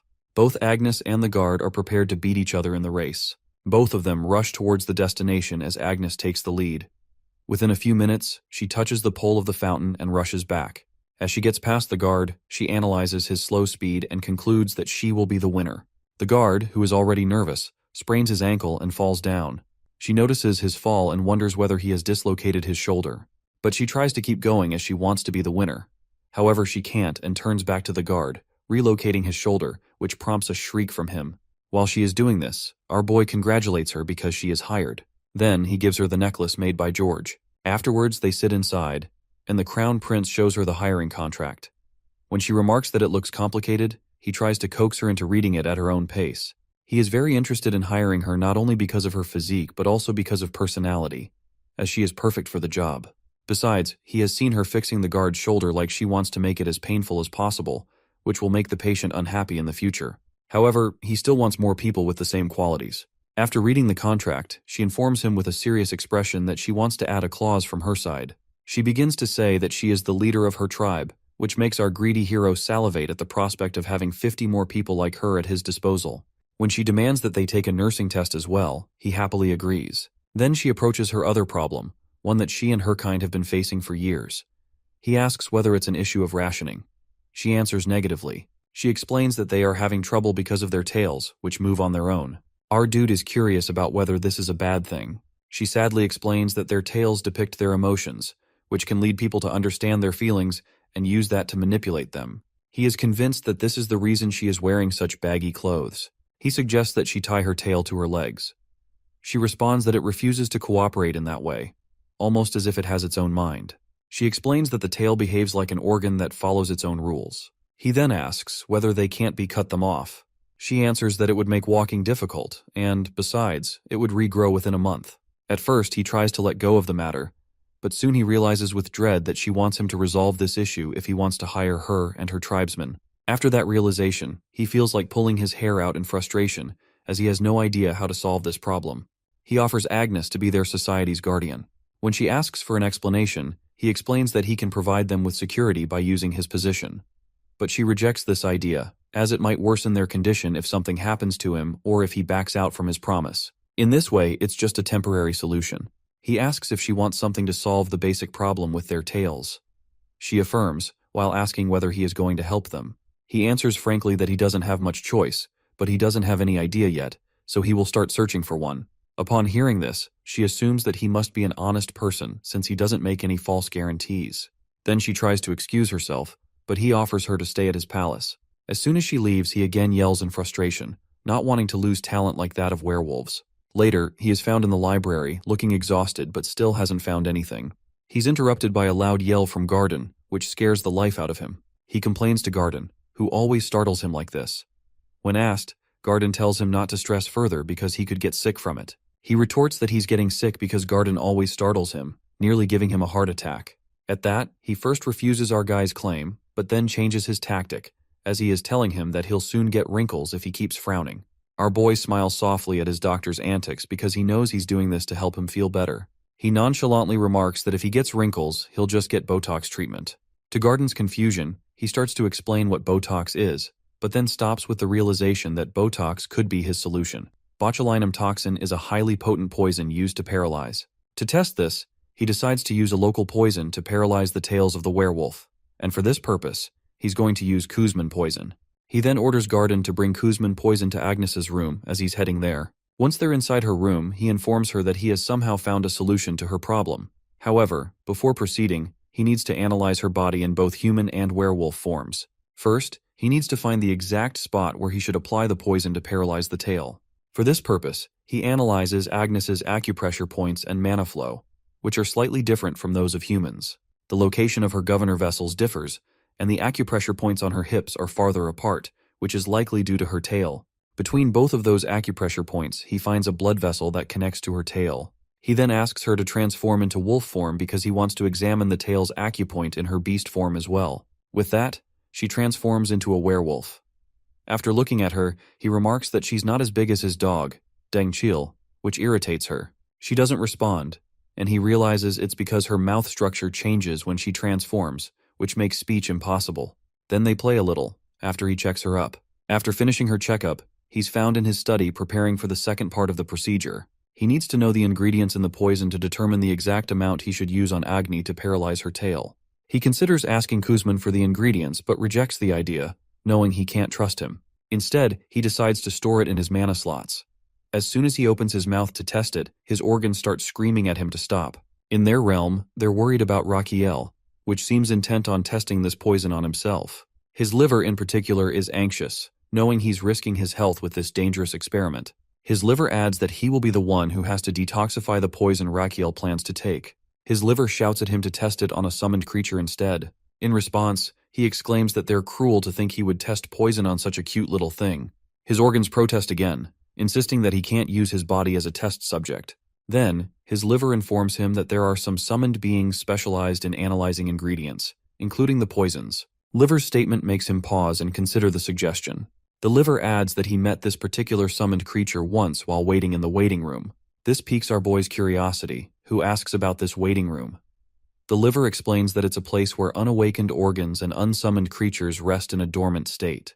This piques his interest, but both his liver and his system inform him that access to this information is restricted, so he can't explore it further. He then tries to coax the liver into revealing the traits of that summoned creature, as he is hoping to get an advantage when it's time to summon his next creature. The liver nonchalantly refuses, and the other organs begin to laugh at his expense, which irritates him. Subsequently, he decides to show his organs who's boss by holding his breath. As soon as he does so, his lungs and heart start to panic from the lack of oxygen and are on the verge of losing consciousness. Seeing them like this, his liver finally tells him the trait of the summon he wants. After a while, he successfully summons a sunfish named Bobok. He watches Bebobok playing with Gosium, then lures Bebobok to taste the capsule containing the poison by telling him it has a great taste. This earns him the title of Heartless from his organs. He then focuses on his summon, who has eaten the poison. Bebobok has the ability of immortality, so even if it eats poison, it revives and writes down everything in a journal it has eaten. Therefore, Bebobok revives and writes down every trait of the venom on a card with teary eyes. By interpreting the traits and ingredients of the venom, our dude concludes that this kind of venom has the ability to weaken Botox because of its potential. Now he's ready to accurately prepare the venom which he needs to paralyze Agnes's tail. He calls for Garden, who appears in front of him out of nowhere. Garden is shocked to see another summon besides his master. Our guy makes a terrible lie, while saying the summon came here looking for him because he's quite famous. At that, Garden comments that Raquiel reminds him of a great person named Lloyd Frontera. This man was the builder who transformed this kingdom into an empire. Our guy agrees, as he has read about him that this legendary builder had 5 summoned creatures. Cautiously, our boy asks whether Lloyd was truly a great person. Garden explains that Lloyd laid the foundation of the empire but was known as someone who was popular on Fridays. Our boy doesn't understand the meaning behind Garden's words and orders him to bring Agnes there. While Garden escorts Agnes to the Crown Prince's room, she doubts whether Raquiel has really found a solution to her problem. Seeing Garden, she comments that he looks nervous. He retorts that the same could be said about her. She accuses him, while saying that it's because he saw her tail. Realizing his mistake, he apologizes, which lightens her mood, and they formally introduce themselves to each other. After this, they move forward. When they're near the room, he nervously tells her that she might be shocked after learning about the treatment procedure the Crown Prince has prepared for her. This makes her ponder over the expected treatment she'll receive. She enters and our guy offers her a seat. As she settles herself, she expresses her doubts about whether he could truly find a solution within a day. He answers affirmatively while asking her to trust him. She's still nervous and asks him to explain his method of treatment. He casually tells her that he's going to poke her tail with a needle multiple times, then inject poison into it. Hearing his method, everyone cheers for him. On the other hand, she first looks at Gardine, who asks her to trust Raquiel, then looks around at everyone else, who expresses the same trust in him. She shouts in her mind that they're all crazy, including the prince. On the other hand, Agnes doesn't find him trustworthy, but decides to give it a shot for the betterment of her kinsman, who won't have to suffer anymore if the treatment is successful. For this purpose, she decides to take a ride. When she agrees to have a treatment, the maids cover her body and take out her tail from the hole they made in a sheet. When he goes to check her up, he is once again amazed by the Azrahan core technique, which helps him see acupoints that are not possible to detect with any modern machine. He always yearns to know the acupoint's existence when he practices traditional medicine treatment in his world. He then starts the treatment by infecting the needle into the Xuanshu acupoint and pouring 0.01 ml of muscle-paralyzing poison from his slot. Next, he injects it into the Mingmen point. Finally, he injects the poison 2.4 center deep into the Yao Yangquan acupoint. Now, he has opened the path for mana to flow through the Xuanshu point, where it will flow to both sides of the erector spine. But the problem isn't just paralyzing the tail, but maintaining this paralysis as well. Therefore, as expected, the tail recovers itself. So, our guy speeds up the process. At last, he pokes her Nadkong point, which quite irritates Agnes as she can't believe he's trying to mess with her head. At the same time, her tail gets limp in its place, but at the same moment, her pinky toe moves from its place. With that, he exclaims that he has completed the process, which is a success. Agnes gets up from her bed, with an uncertain expression on her face regarding the treatment. Our boy asks whether she feels something different with her tail. Her eyes widen as she sees her limp tail, which should be moving to show her unease. Rakiel explains that he has paralyzed the nerve of her tail and directed it to her pinky toe because now it will work as her tail. Then she starts to cry because of all the built-up emotions she and her kind have to carry because of their so-called tails. His eyes soften as he sees that, and he asks her if she's finished thanking him and whether they should sign the hiring contracts. He also adds that she should bring her tribe here as they had already discussed.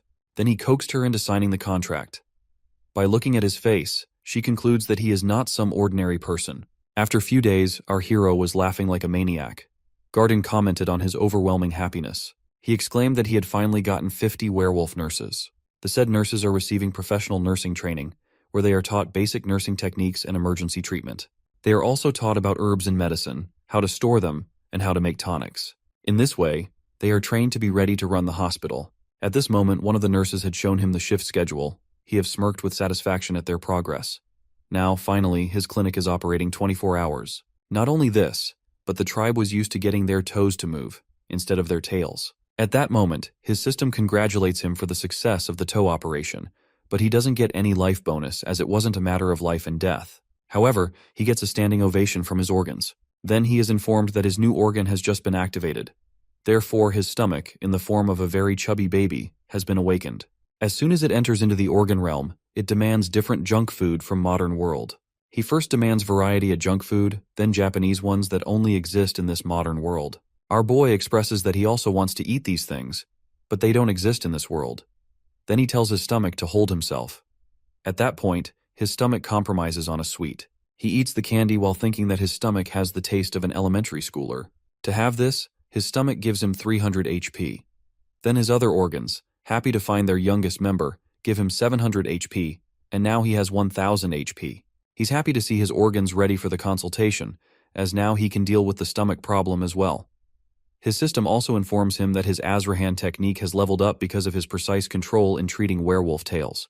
With that, his mana increases, and his mana circle expands, which gives him the feeling of a growing water balloon in his chest.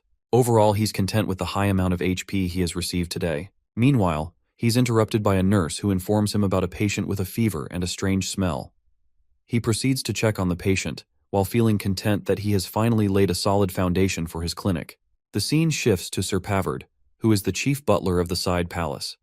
He's working on something when suddenly his expression turns horrified as he checks a record and wonders where he went wrong. He can't believe they've screwed up. After realizing it, he immediately rushes to the Crown Prince's office and shouts at him. Our prince immediately looks for his doctor, who's usually the one to startle him. But this time, it's the butler who apologizes for his rude visit. He whispers that they're out of budget to operate the side palace, which makes the prince scream, asking how that's possible since he is the Crown Prince. He's quite tense upon hearing this, as he can't operate the traditional clinic that extends his lifespan in this way. He asks about the reasons behind it. The butler informs him that it's because he cut a large chunk of the side palace budget last autumn. Upon hearing this, the prince curses Rakiel. After a while, the butler informs him about the reason behind his budget-cutting decision. The prince first thinks he won't live long. Secondly, he hadn't been using the budget, since he's hardly out of bed. The butler informs him that he should be happy, as his health is much better than last year. He comments dryly that he's not happy at all. He lies down on the floor, while thinking about how broke he is now and how life is all about money. Then, he thinks about Rakiel, who should be blamed for this fiasco. He decides to find a solution to the problem, as he can understand why Rakiel did it.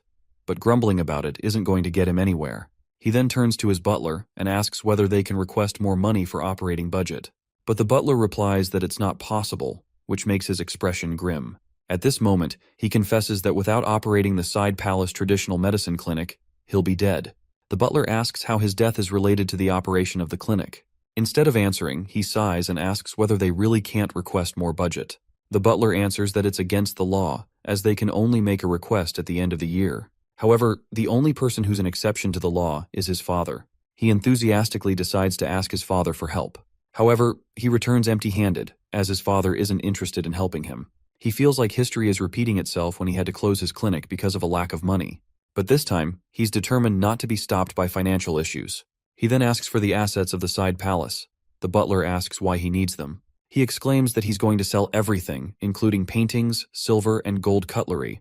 The butler is quite sad to see these things, which he's cared for so long about to be sold.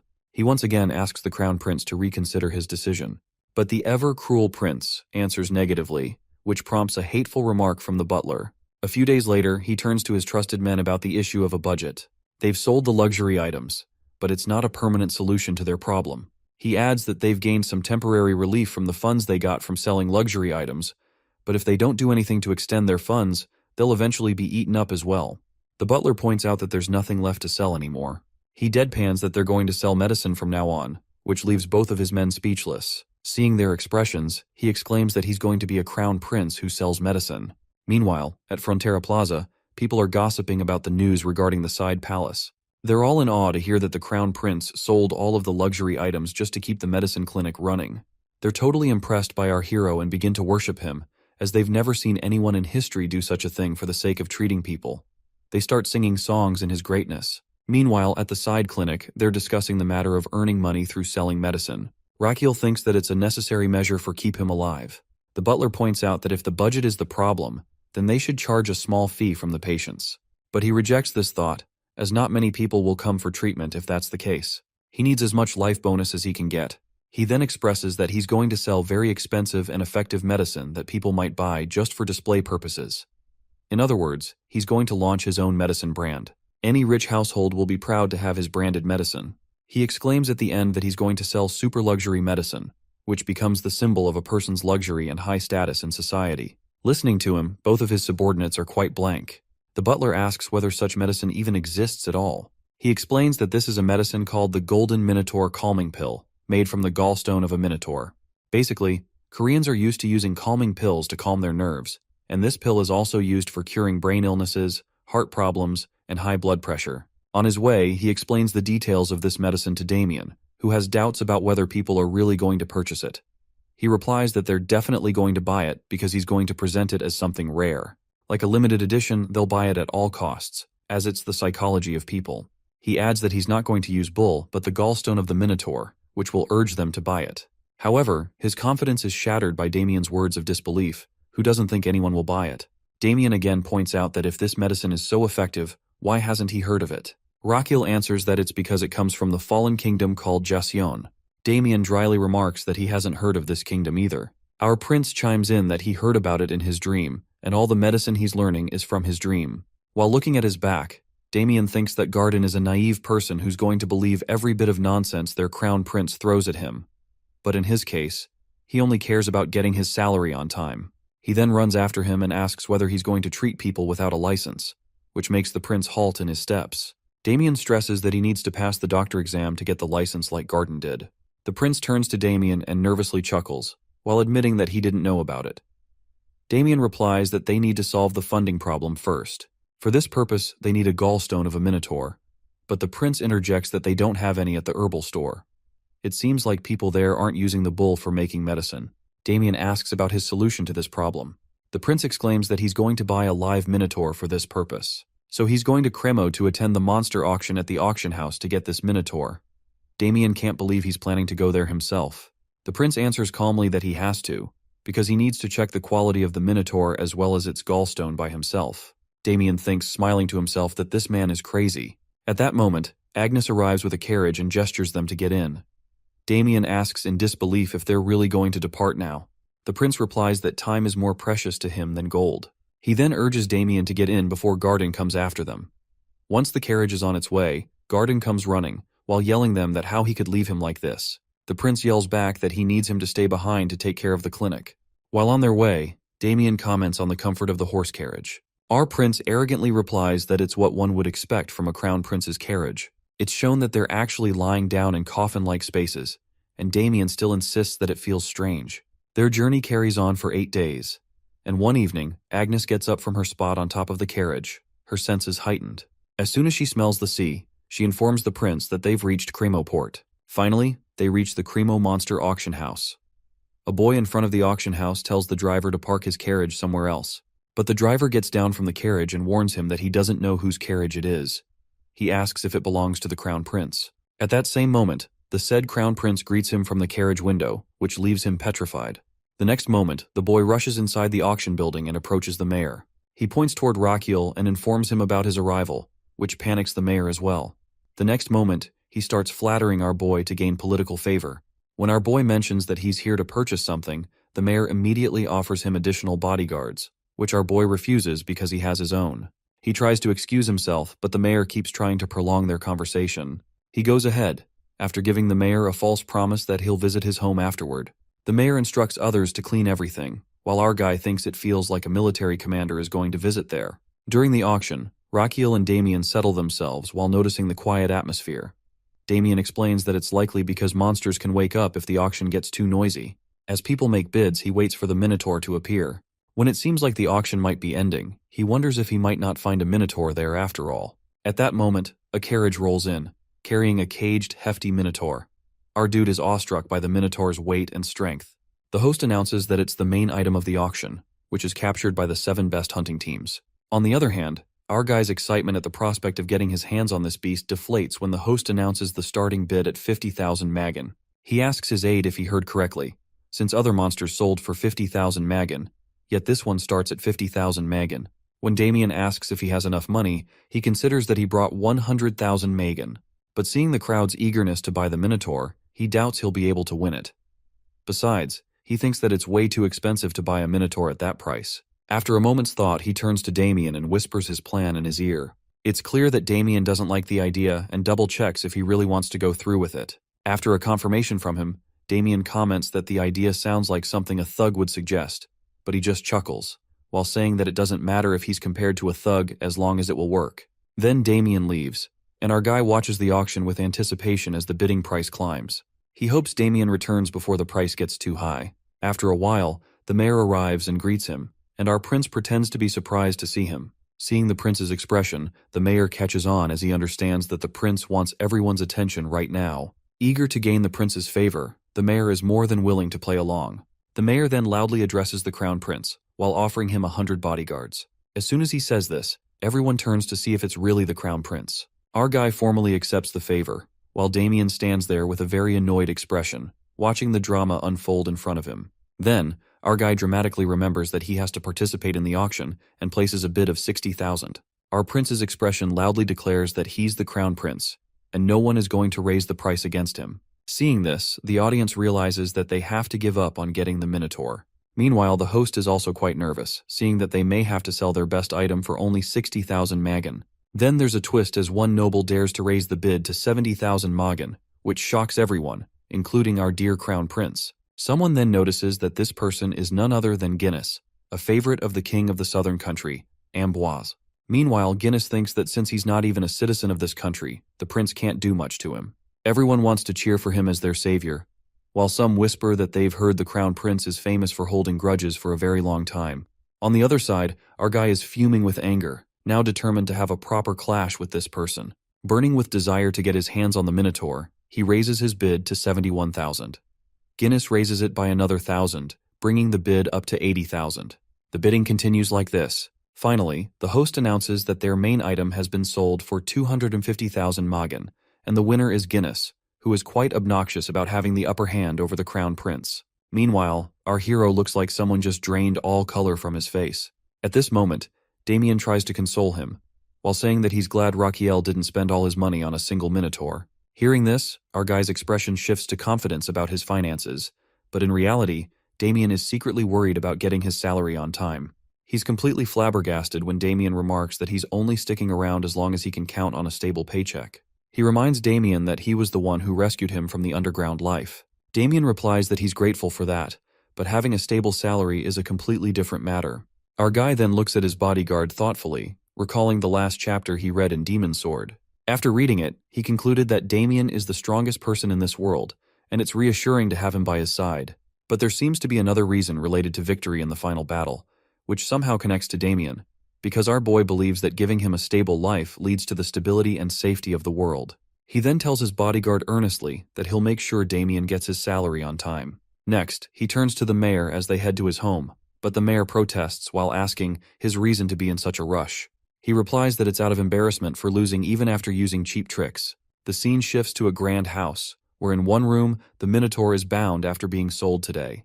Guinness steps forward to check its condition, bragging about his victory over the crown prince. Then, someone else enters the picture, the most expert taxidermist in Cremo who is brought in for this job.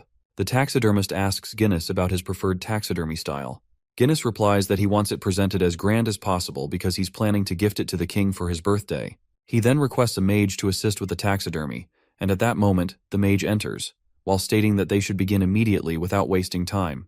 The mage starts his vacuum magic to kill the Minotaur in a clean manner. As he's being killed, the Minotaur thinks of his family and laments how cruel humans are for mistreating him this way, while thinking he's broken their magic, and then it snaps the chain he was bound to. Meanwhile, in the mayor's house, our guy crashes onto his bed, looking exhausted.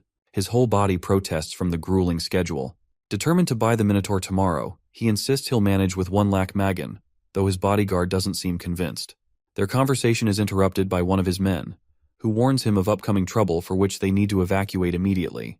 Rakiel demands an explanation. At that same moment, the wall is smashed open.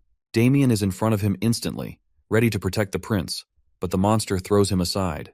As the dust clears, our guy is petrified to see that the monster is none other than the Minotaur. A few moments ago, with the force of the Minotaur's break from Mage's magic, everyone is knocked down around it except for the evil Guinness. He shouts at the Minotaur while claiming that it can't harm him because he's its master, but the monster doesn't understand the meaning of master and starts to chase him instead. While looking for an escape route, Guinness spots the mayor's house and decides to take refuge inside. He hides behind a wall and shouts in an attempt to distract the Minotaur. In a way, he's somewhat successful at it. Now the Minotaur is right in front of the guy, ready to smash him. Our dude is ready to escape. But suddenly he notices its eyes and stops for a moment. They seem like the eyes of a creature in pain, suffering greatly, much like one of his patient. The Minotaur then remembers that our boy is the same guy who bit on it, and in a fit of rage, it attacks him. However, its strike is intercepted by Damien's sword, who urges the prince to escape.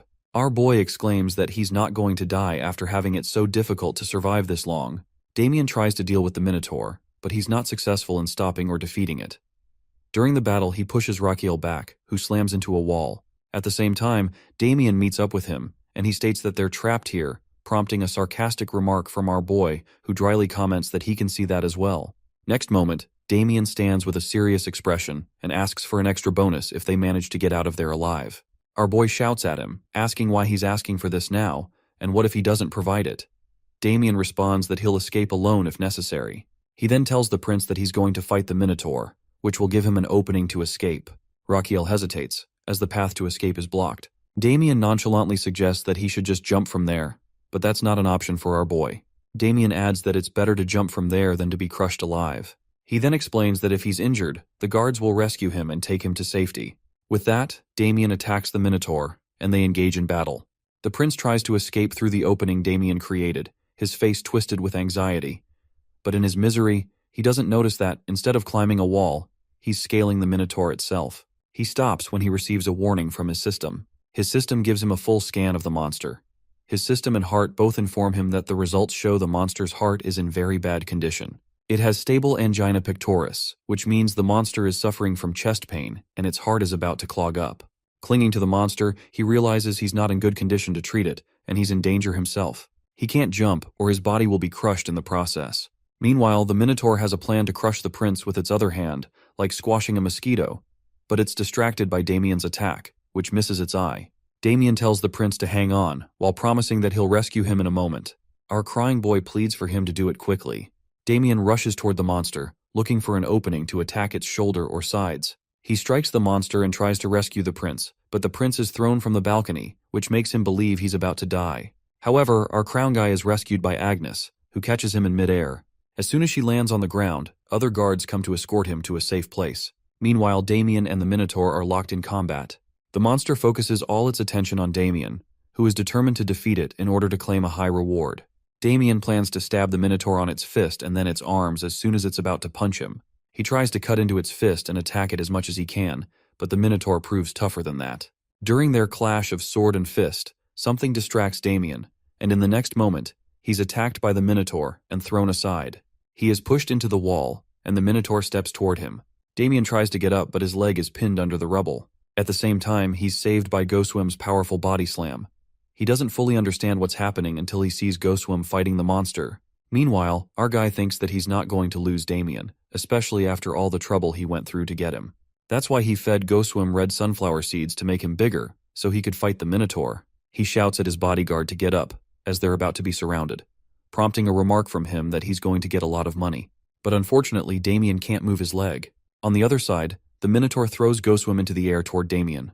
Seeing this, Rakiel shouts for Damien to hold on to Ghostwim in order to escape. Damien does so, and Ghostwim jumps from the second floor. Now, they're in front of the Crown Prince. But not just his friend but his enemy. The Minotaur also leaps from the second floor and howls at them, with everyone else following close behind. Rakiel asks about the well-being of Damien and Ghostwim. Damien answers that he's all right. He thinks about the Minotaur and wants the medicine from it. But he rejects the thought, as it could cost him his life. He then suggests to his companions that they head to a safer place. At this moment, the mayor interjects, stating that he's going to bring him and his companions to the safest place in the city. After a while, they arrive at the port. The mayor informs him that if they ride the ship, the Minotaur won't be able to chase them on the sea, and they can easily escape this way. Rakiel likes the idea and decides to escape this way. When they board the ship and offer the mayor to join them, our dude is shocked to hear that the mayor refuses to escape. With a serious expression, the mayor states that he won't run away because this city and the safety of its people are his responsibility. So, he will stay and guide the guards to counter their current problem. Hearing his words, Rakiel changes his opinion about the mayor, as he is no longer seeing him as a shallow man who just wanted to go on with his life. He now seems serious, and this makes Rakiel contemplate whether it's right for him to run away as well. Seeing his expression, Damien understands his inner turmoil and stresses that they need to depart. He reminds Rakiel that everyone has their own role to play, so he doesn't need to feel guilty. At that moment, Rakiel realizes that his bodyguard is right. The mayor's role is to protect the city, while his own role is to protect the imperial family. For this purpose, he has to survive.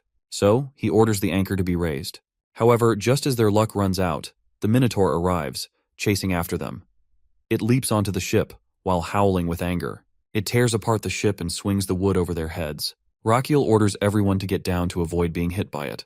Meanwhile, Rakiel is also thinking about his next course of action, as they have no way out of this situation now. On the other hand, his organs are shivering as they sense the danger around them. He tries to think of a plan to escape, but is on the verge of tears when he realizes he hasn't awakened his brain.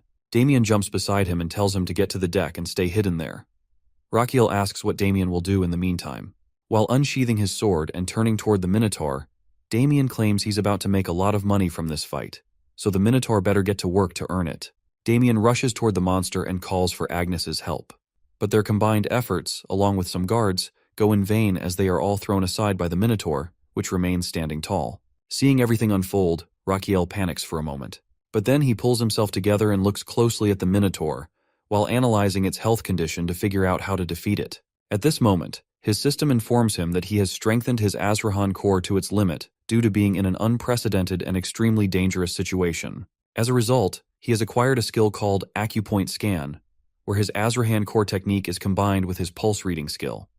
This allows him to see the acupoints of every living thing in order to predict their movements. Now he applies this skill to the Minotaur standing in front of him, which makes him realize that he can clearly dodge its every move. However, the problem is his stamina, as he can't keep up with this for long. With a tense expression, Rakiel ponders a way out for himself and everyone else. Meanwhile, he notices Gosuem and gets an idea, though he's a little uncertain about whether it will work. But he decides to go for it anyway, because he believes it's his role to protect everyone as the Crown Prince. So, when the Minotaur is about to attack a sailor, Rakiel rushes in from the front to block its strike. His system warns him that he has eaten the red sunflower seeds meant for his summoning. Our boy really becomes a giant with the red flower seed, and now has a one-on-one with this monster. However, his system informs him that he is not a summon, so he must have side effects from eating the red flower seed. He needs to consult the doctor immediately. He dryly reminds his system that he is a traditional medicine doctor. His system then informs him that his giant form will last only 3 minutes, and he will fall into a coma once it ends as a side effect. Now he understands the severity of the situation as he has to end this fight within 2.5 minutes, which he is sure he can't do, and he might meet his end. As expected, the Minotaur gives him a hard punch in his face. He complains about how much it hurts, but normally he would be killed by this attack, so there is still hope. In order to test his hope, he hits the Minotaur with his head and hurts himself as well. Now it seems impossible to end this fight in the limited time. He needs to think quickly. He looks at his summon, who is exhausted because of the fight. He wonders if his guards can handle it, but what if he faints? He has to do something quickly. He asks Gusium to provide some thorns. After getting them, he grabs the Minotaur's neck in his arm as he is going to use acupoints on him. He pierces the first needle into the Tianyu point near its neck. This point is used for ascending and descending mana, but unfortunately, our guy can't pierce the thorn deep enough to reach Minotaur's mana flow. He then orders Damien to attack the end of the thorn, and Damien does so immediately. His next target is to calm the monster down mentally. To do this, he reduces the stimulation of the sympathetic nerve and increases the stimulation of the parasympathetic nerves. He then targets another acupoint and asks Damien to dig the needle deeper. After a while, he targets several acupoints in order to prick its blood and energy flow. He jokingly thinks that the Minotaur is behaving like a kid who doesn't want to get a shot. So now, he will give it a sweet if it behaves during the last acupoint, which is the ermine point. This point is used for ear disorders. With this last point, suddenly the monster calms down as its pain disappears. Our boy says that it was kind of a coincidence as well. To realize that his pain has disappeared, the Minotaur turns to our guy and thanks him, thinking he's the reason the pain is gone. At this moment, our dude falls down, whining that he's incredibly tired. He checks his internal organs, which are also protesting because the sudden size change disrupted their blood and breathing flow. At this moment, his time as a giant ends, and he returns to his normal size. Everyone gathers around him in concern. Before slipping into a coma, he tells them that he will be in a coma for 5 days, and that they don't need to worry about the Minotaur anymore. Then, his coma period begins. After the fight, the Minotaur is subdued, and everyone becomes worried about saving the ship, as it could sink at any moment. They have to head to the deck immediately since the ship is filling with water. Suddenly, the ship begins to move, and everyone thinks it might be sinking. Meanwhile, the Minotaur, who wants to repay the kindness the Crown Prince showed him, picks him up and places him on his head in order to save him.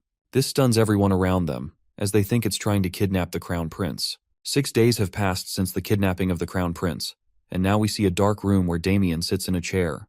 While looking at the rat at his feet, he wonders whether he is dreaming, which is something he hasn't done in a long time. His thought process is interrupted by the inspection squad interrogator. It seems like he's being interrogated because of what happened with Raquiel and the Minotaur. The interrogator taunts him, while asking if he's sleeping in a situation like this. Damien makes an excuse while saying that it's because he hasn't slept for days. The inspector shouts at him, saying it's been 6 days since the Minotaur kidnapped Raquiel. The next day, the news reached the Emperor, and it took him 2 days to reach this city. The interrogator accuses them of doing nothing in the meantime, as they haven't found any clues about where the Minotaur took the Crown Prince, or where the person who brought the Minotaur has gone. He then changes his statement, in which he accuses them of doing it intentionally because they wanted to harm the prince. At that, Damien taunts him, inquiring whether he thinks every person who accompanied the Crown Prince is a conspirator, working with the Minotaur to kidnap him. He is furious to know that this interrogator is going to conclude such a ridiculous notion. However, the interrogator seems more interested in wrapping up the case neatly and tells Damien that this ridiculous conclusion could be the answer to the question of who is responsible for the kidnapping of the Crown Prince. So, he plans to blame everyone, including the mayor and the people who accompanied the prince, as being responsible for the kidnapping, which would conveniently close the case. Damien grits his teeth, while thinking that this inspector just wants to close the case without any complications, which is why he's accusing them of being involved. The interrogator slyly tries to coax him into confessing, as he offers mercy in the form of a swift death. Damien angrily tells him to go to hell, but the interrogator, with an impish expression, replies that he has other ways to make him confess.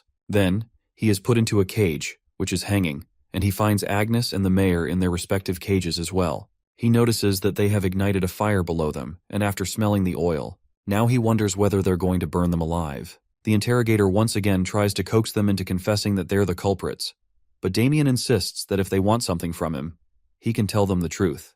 He angrily tells the interrogator that he is the one obstructing the search for the Crown Prince under the pretense of the investigation. He angrily agrees that he is more than eager to find him. After hearing this, the inspector orders his subordinate to light the fire. Meanwhile, Damien thinks that he doesn't want to die this meaningless death. Before anyone can do anything, they see the Minotaur coming toward them, and to everyone's astonishment, it holds Damien's cage.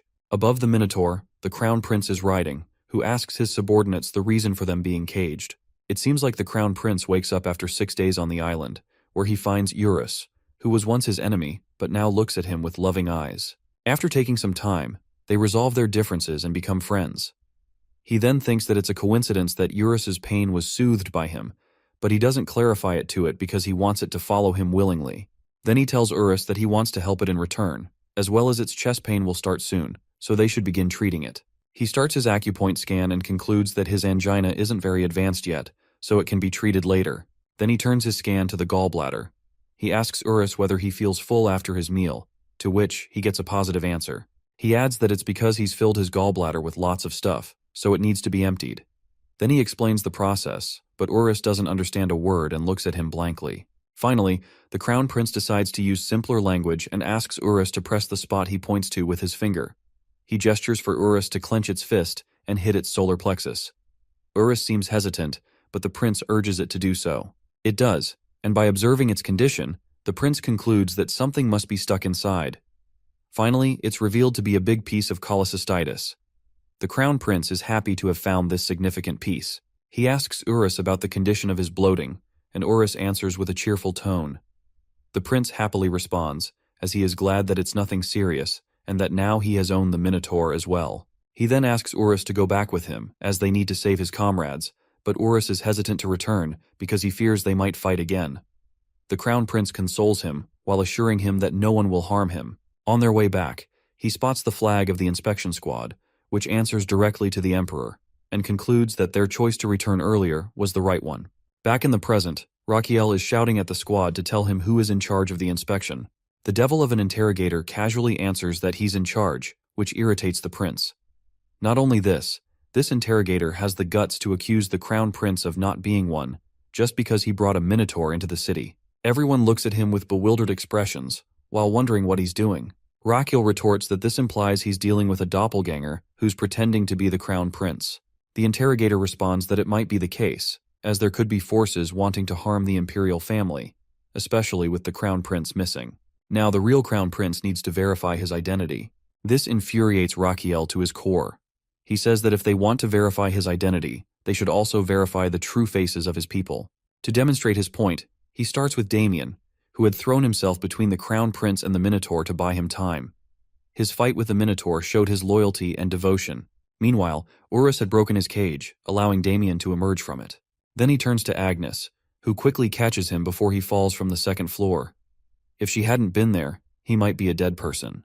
Next moment, she is freed from the cage as well. As she steps in front of him, he says that she shows great courage and sacrifice. Then he turns to Sergio, who is his knight captain, and the first one rushing to get him to safety. He then looks at the other guards and describes their sacrifices and the effort they showed during the fight.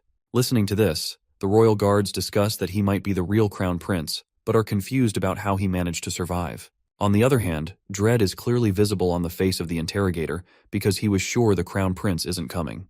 That's why he blames everyone in his party in order to close the case. This is how he's always done things. Because when an important person dies, someone must be blamed for it.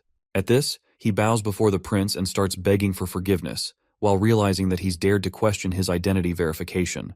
However, the Crown Prince remains unfazed by his drama and turns to the mayor, who chose to stay with his city to protect them rather than run away. He then approaches the cage and states that the mayor is the best example of how nobility should fulfill their duties. He then turns to the interrogator again and angrily exclaims that meanwhile, the head of the investigation squad is questioning his identity. He warns him dangerously that it is his people, who have stayed by his side regardless of the circumstances, who have made him the Crown Prince. He stops him from making any excuses, already knowing what they will be. He reflects on the situation in Korea, where a similar incident had occurred.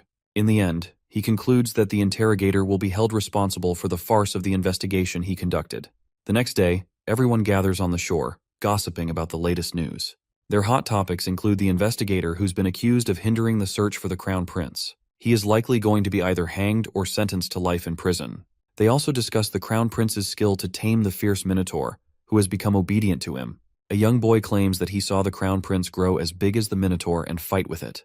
Not only that, he also adds that the prince poked thorns into the Minotaur's body. This story, however, isn't believed by anyone. Then the discussion shifts to another rumor about the Crown Prince as people in the capital are gossiping about him becoming the next ruler. Meanwhile, Damien is watching all of this from his window. He turns to his master and asks how he could possibly tame a Minotaur. Raquiel explains that he never actually tamed it, while explaining that it was all a misunderstanding on the Minotaur's part. Seeing Damien's confusion, Raquiel further clarifies that when he grew and poked the Minotaur with the thorns, its pain lessened, leading it to believe that Raquiel must be its savior.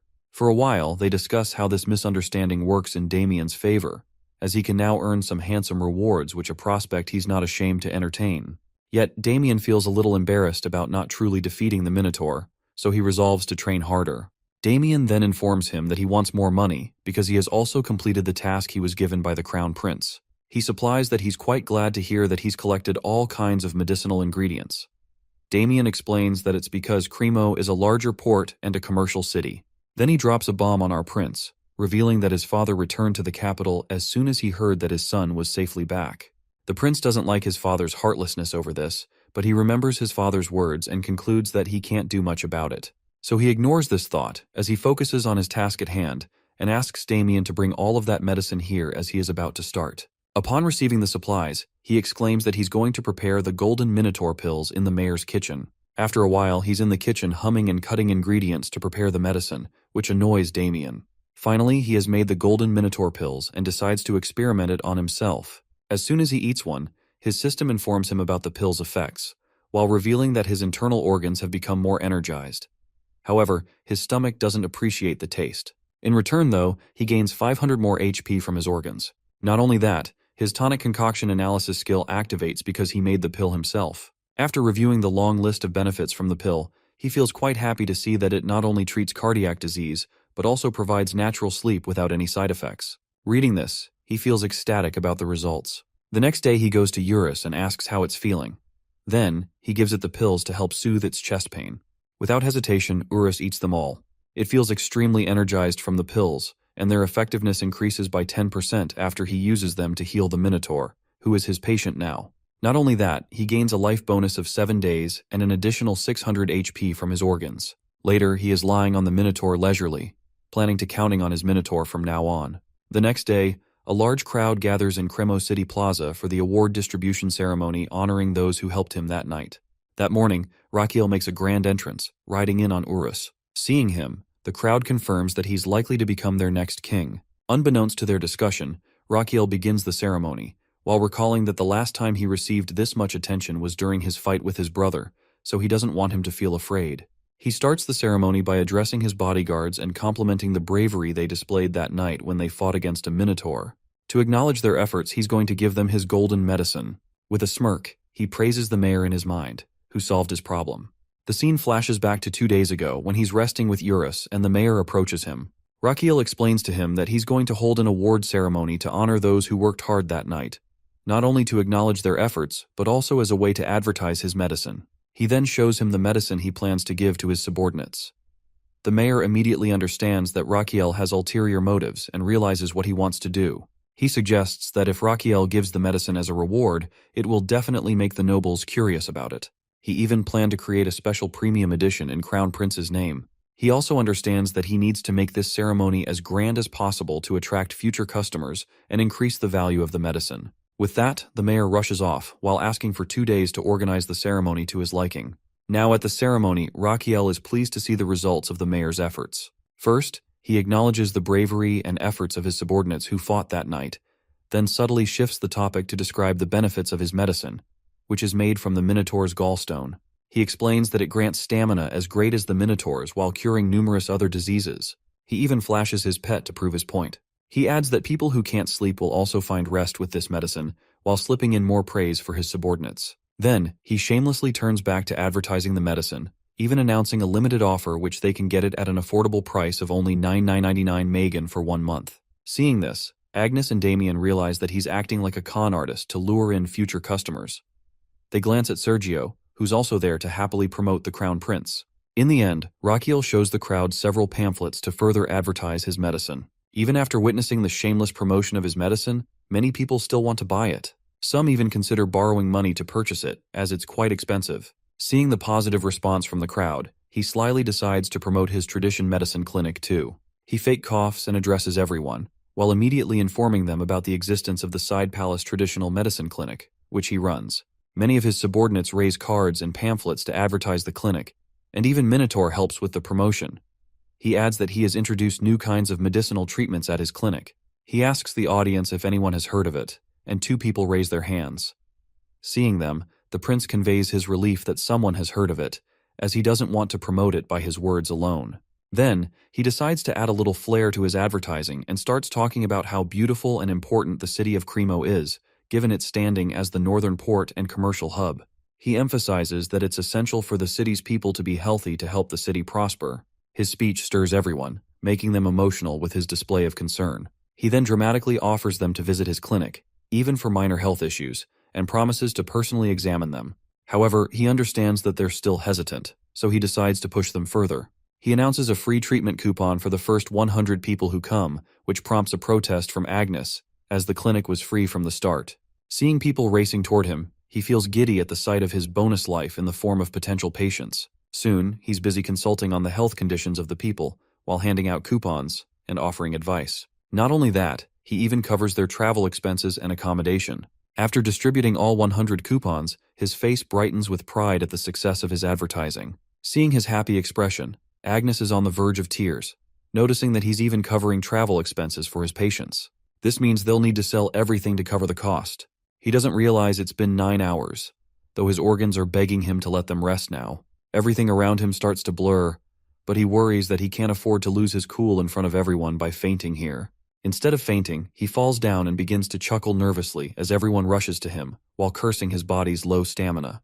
His system informs him of what he's done, witnessed by the people of Cremo, along with his exhaustion. Seeing him like this, the people of Cremo feel touched by his dedication, and he's granted a new title. A new power is added to his traditional medicine skill called Great Doctor Point. This is a kind of reputation value in which, whenever he makes an impact on society through his medical practice, or people are touched by his effort and skill, he will earn 101 GDP. He understands this new point system but doesn't know where to use them. Upon hearing this, his system informs him that he can use these points to buy a lie voucher. With the help of the voucher, he can tell a lie to anyone, and they will believe him. Damien rushes to him and helps him stand. Meanwhile, he receives more information about the lie voucher. For example, he has to choose the person he plans to lie to. Additionally, each voucher can only be used once. Mythical creatures and people closer to him might not be affected by the voucher. He then asks Damien to give him a piggyback ride, and Damien responds that he'll do it if he gets paid for it. After a while, he's in front of a very emotional mayor, who can't believe the crown prince is leaving already. The mayor adds that Raquiel needs to rest before starting his journey. Raquiel brushes off the concern, while saying that he'll sleep in the horse carriage, which prompts a protest from the mayor, insisting that it's not comfortable. He concludes the conversation by praising and thanking the mayor for everything he's done for him. Then, he heads to his carriage, tossing an offer to the mayor to visit his clinic with Captain Roberto. The mayor doesn't understand, but Raquiel is referring to the fact that both he and Captain Roberto suffer from partial baldness, which he can treat. As soon as Raquiel enters the capital and his hometown, everyone is startled to see a minotaur accompanying him. A knight rushes toward his carriage, and as soon as he spots the minotaur beside the prince, he's a little startled at first, but he quickly shakes his head and moves forward. He wakes the crown prince and hands him an envelope sent by the emperor, after greeting him in a very formal manner. Raquiel takes the envelope from his hand, feeling a bad sense of foreboding about the content of the letter. He opens the envelope, his eyes shining with worried curiosity. This letter is a summon for him in the court of his father. He doesn't feel good after reading it. However, with a grin, he brushes off his worry by thinking that he's going to use the lie voucher in case things go south. Later, he's shown in front of his father, greeting him. He stays bowed while waiting impatiently for his father to say something. Finally, his father deems him worthy of wasting some words on him and expresses how irresponsible and incompetent his son is to endanger the people who are traveling with him. He doesn't like his father's words as he almost meets his end during that fiasco. His father then asks about the attack that happened at the mayor's residence, which he had confirmed. His father again reprimands him for not going to safety quickly, which led his bodyguards into a dangerous situation. He even has the nerve to tell our boy that he needed to take precautions before any kind of situation arises. All of his scolding and reprimands are making our dude quite irritated, especially since the situation was something he couldn't predict beforehand.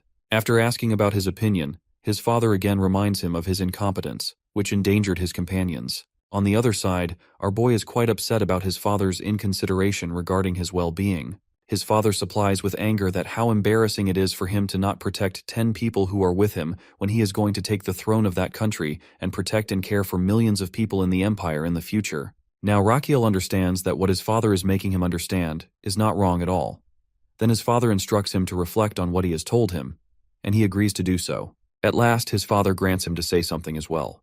Raquiel himself wants to have a two-way conversation with his father and asks him to quit smoking. He adds that he needs to be healthy because he has the burden of leading the country. After saying this, he smirks, thinking he has given his father a taste of his own medicine. Raquiel then adds that the prosperity of the imperial family depends on his health. At this moment, he thinks about the novel in which the emperor dies due to a heart attack caused by stress and smoking after the death of Rachiel. Later, it leads to the downfall of the empire. Most importantly, he doesn't want the emperor to have the same end as his own father. His father informs him that the day he first asked him to quit smoking, he did it. So, does he want to say anything else? Hearing this with a stunned expression, Rachiel says that he doesn't have anything else to say and asks for his leave. Just as he is about to leave, his father tells Rachiel not to eat the meat of summoned beasts, as it could harm his body. Later, when his son has left, the emperor thinks about his son with a soft expression, considering his concern for him. Then he asks someone about the pill Rachiel has developed. The person informs the emperor that they have used that information unit to spread the news about the Minotaur golden pills everywhere. He then asks about the result. The person informs him that the nobles living on the border are very curious about the pills and might come to know more about it. The emperor is quite happy with this result. On the other side, our boy and Damien are heading back to the side palace, and Rachiel is counting his every step. Damien asks him about his purpose in doing so, and Rachiel tells him that he's just coming.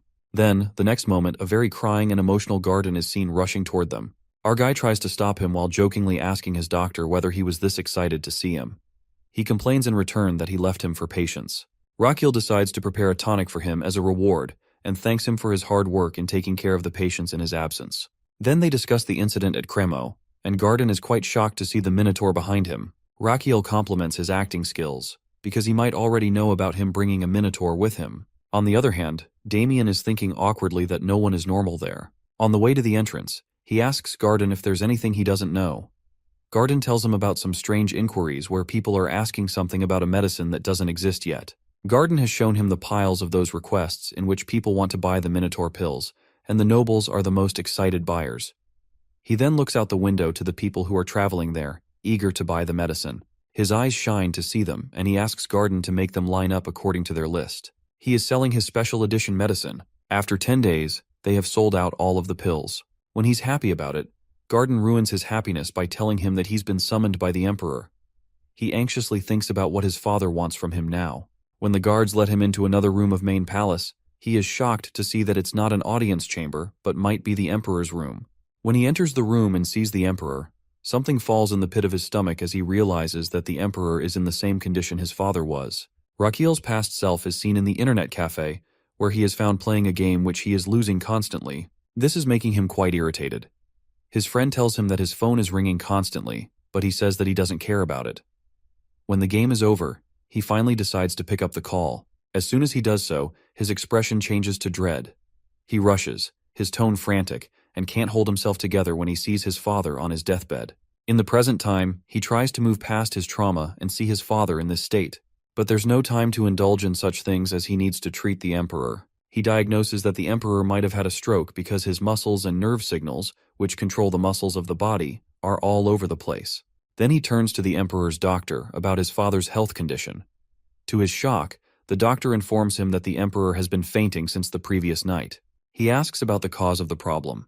The doctor informs him that it was because the emperor was drunk the previous night after having dinner, so he suggested he take a rest. When he checked on him the next morning, the emperor was already in this state. This information makes Rachiel angry because the doctor lost the golden hour for treatment, during which he could have controlled the emperor's condition, which seems like the symptoms of a stroke. One thing he doesn't understand is why it happened in the first place, because the emperor claimed to him that he had quit smoking and was taking care of his health. He then thinks about the story development after the emperor's death, in which the second prince becomes the king. But now, it will be him who will become the emperor, who only has 200 days left to live. However, as emperor, he would have plenty of work to do, which doesn't allow him to treat patients, leading to his early death. He immediately tries to search for the cause of the stroke while hoping that it won't be because of cerebral hemorrhage. Basically, there are two types of strokes. One is caused by cerebral hemorrhage, which happens when a vein in the brain bursts.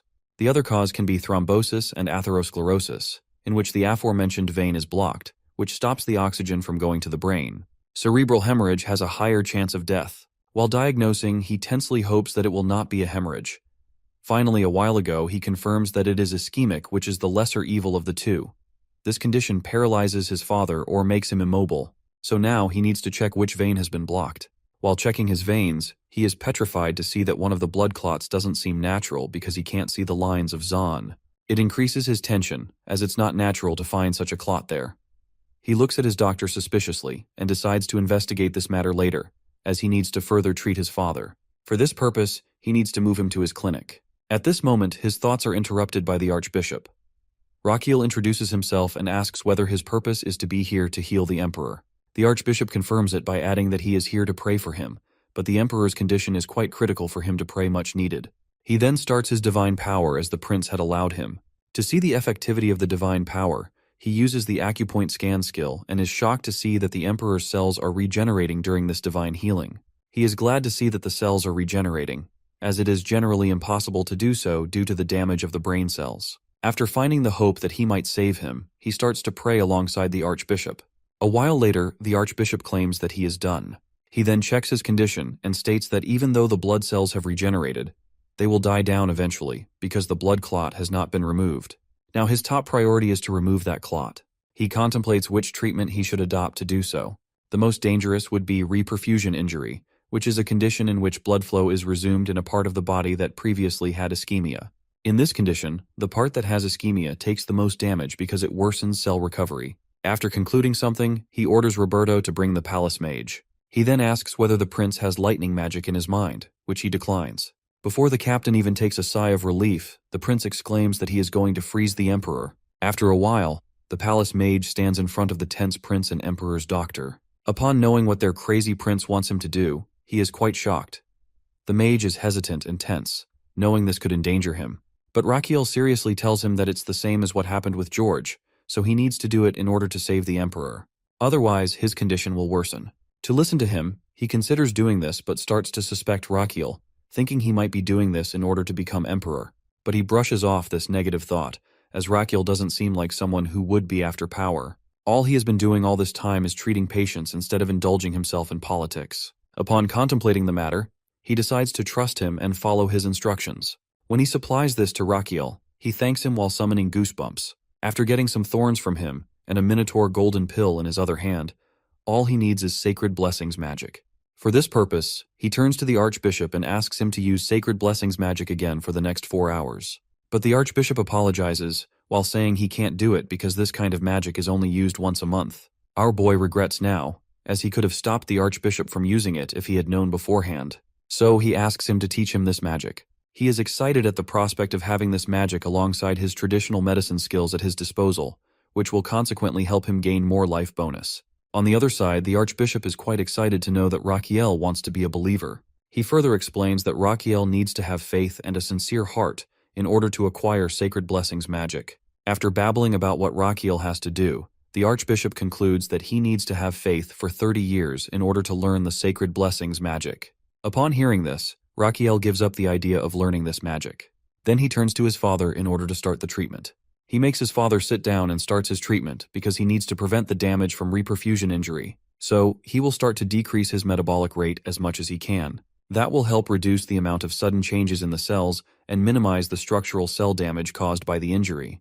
Therefore, they need to lower the emperor's body temperature for this purpose. This is called hypothermia therapy, in which he will freeze his father's body in a way that will drop his body temperature, resulting in a decrease in the metabolic rate in his body. After checking that his heart rate and breathing have slowed down as well, he orders the mage to maintain the current temperature. He then turns to the medicine, which is a liquid form of golden minotaur pills and the thorns left by Goseum. Now he will start removing the blood clot, but there is no room for making mistakes. He starts the treatment and checks that the clot is dissolving, but he needs to move to the next acupoint as soon as possible before the other side takes damage. Then he aims for the Chengoi point, which is an acupoint at the start of the pulse. It changes the energy and blood flow from the Chengoi point and spreads throughout the stomach meridian. Everyone is stupefied to see how he is treating his dad. Unfazed by everyone's tension, he concentrates on the treatment. Now, he checks patiently with his acupoint scan until his father's pulse is ready. He can see mana spreading throughout his father's body, but he needs the blood flow directed toward the anterior-inferior cerebellar artery. If too much blood flows at once on top of the reperfusion injury, the damaged walls of the brain cells will definitely burst. To avoid such damage, he needs to proceed with extra caution. He does it one more time and detects small ripples of mana reaction. With that, he senses the blood flow slowing down to only 20%, which arouses hope in him. He has done his best, but now everything depends on the life force and fate of the emperor. He just hopes it won't end like it did in his past life, when he lost his father. He yearns to hold his father's warm hand one last time after his death. He doesn't want such regret once again. His thoughts are interrupted by the feeble voice of his father, thanking him for his effort. He sadly realizes he's not his father's real son, but still, he wants to do his best. So, when the emperor closes his eyes again, he wants him to rest without straining too much. He knows that he's at his own limit as well, so he steps outside to get some fresh air. On his way, a regret for not answering his father's call earlier also stirs in his heart. With a heavy heart, he feels content that, at least this time, he didn't repeat his past mistake. As it rains outside, he is crying for his father. After a good cry, he pulls himself together, knowing he's only passed one hurdle and needs to be prepared if there's another relapse. He decides to establish a rehabilitation plan if the emperor faces more stress. Besides, he hopes his father will live at least 1 month longer, so he can use a sacred blessing magic to fully heal him. In this moment, his system informs him that, because of his unique treatment and dedication, he is now able to treat his father with the hope of further recovery. Not only this, but our guy also creates a record by introducing the concept of reperfusion injury to the Laurasia continent. After his discovery, this concept will be written for future generations of medical students. In this way, future medical students will resent him because they'll need to study for exams on this topic. Besides, he also obtains 121 GDP points. He feels glad to receive these unexpected rewards. His moment of contentment is interrupted by the royal doctor, who apologizes for his inability to treat the emperor. Raquiel angrily orders the doctor's suspension because he fails to recognize the emperor's condition and loses the golden hour due to his ignorance. So from now on, Raquiel will take care of his father himself. He then instructs his subordinates to stay close to his father since the doctor has proven incompetent.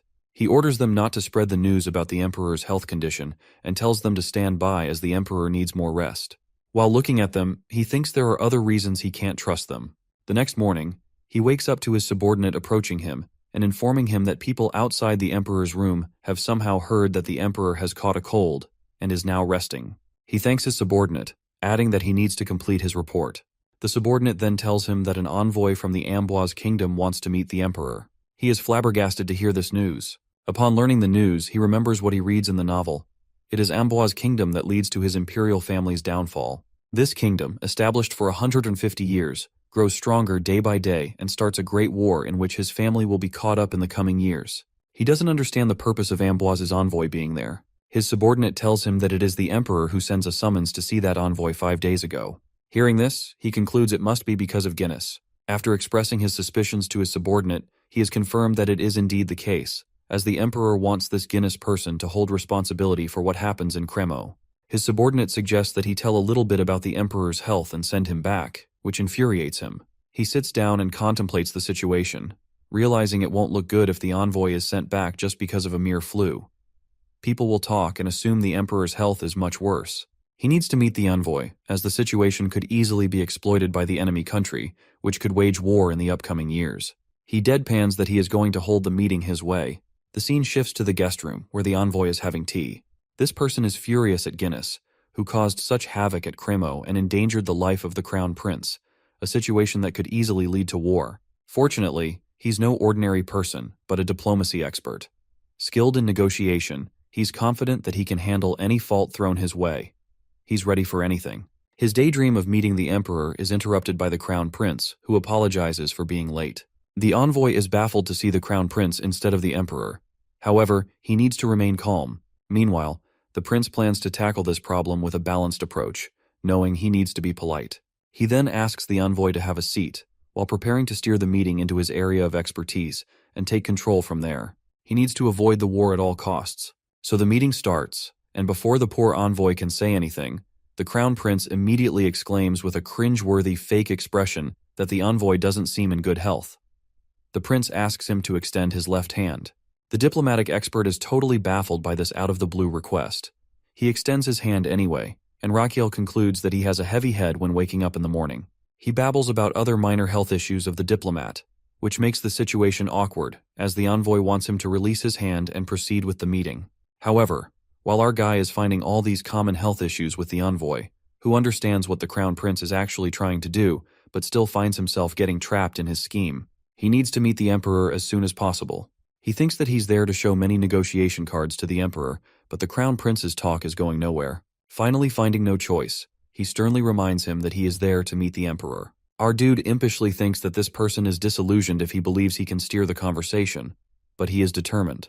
He starts to say that he is an important person, representing the Amboise kingdom, so how can they ignore the health issues of such a person? He says with fake sympathy that if the envoy loses consciousness during the meeting, it will ruin their reputation as an imperial family. He can't let that happen.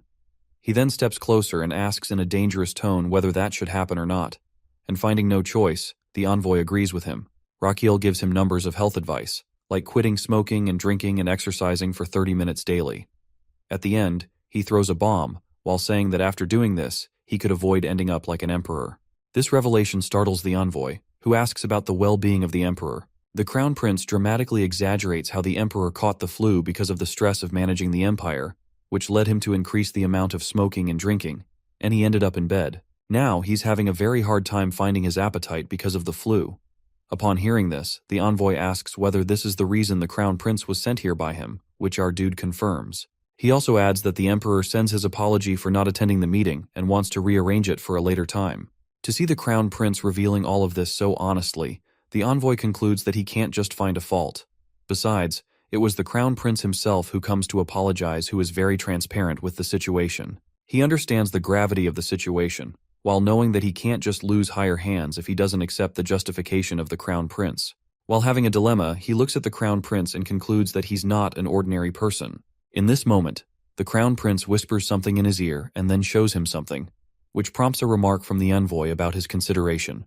At the end, it seems like the crown prince has just said something to the envoy, which becomes the last nail in the coffin. The envoy is quite happy to have a letter to pass to his king and leaves the palace. Damien, who witnesses the situation, asks about his method of convincing the envoy. The crown prince casually replies that the envoy has seen his sincerity of heart, though his loyal bodyguard doesn't buy the excuse, knowing him too well. The crown prince then turns to Damien with an extra sweet and happy expression, and informs him that he's going to appoint him a super-secret operation. He tells him that he is going to admit the very important person in the traditional medicine clinic today. Damien is confused about which kind of patient can make him behave like this. He responds that it is the emperor, so he instructs him to go back to the side palace for this purpose. Damien asks whether he needs to ready his personal squad for emergency duty, which is met with an affirmative answer.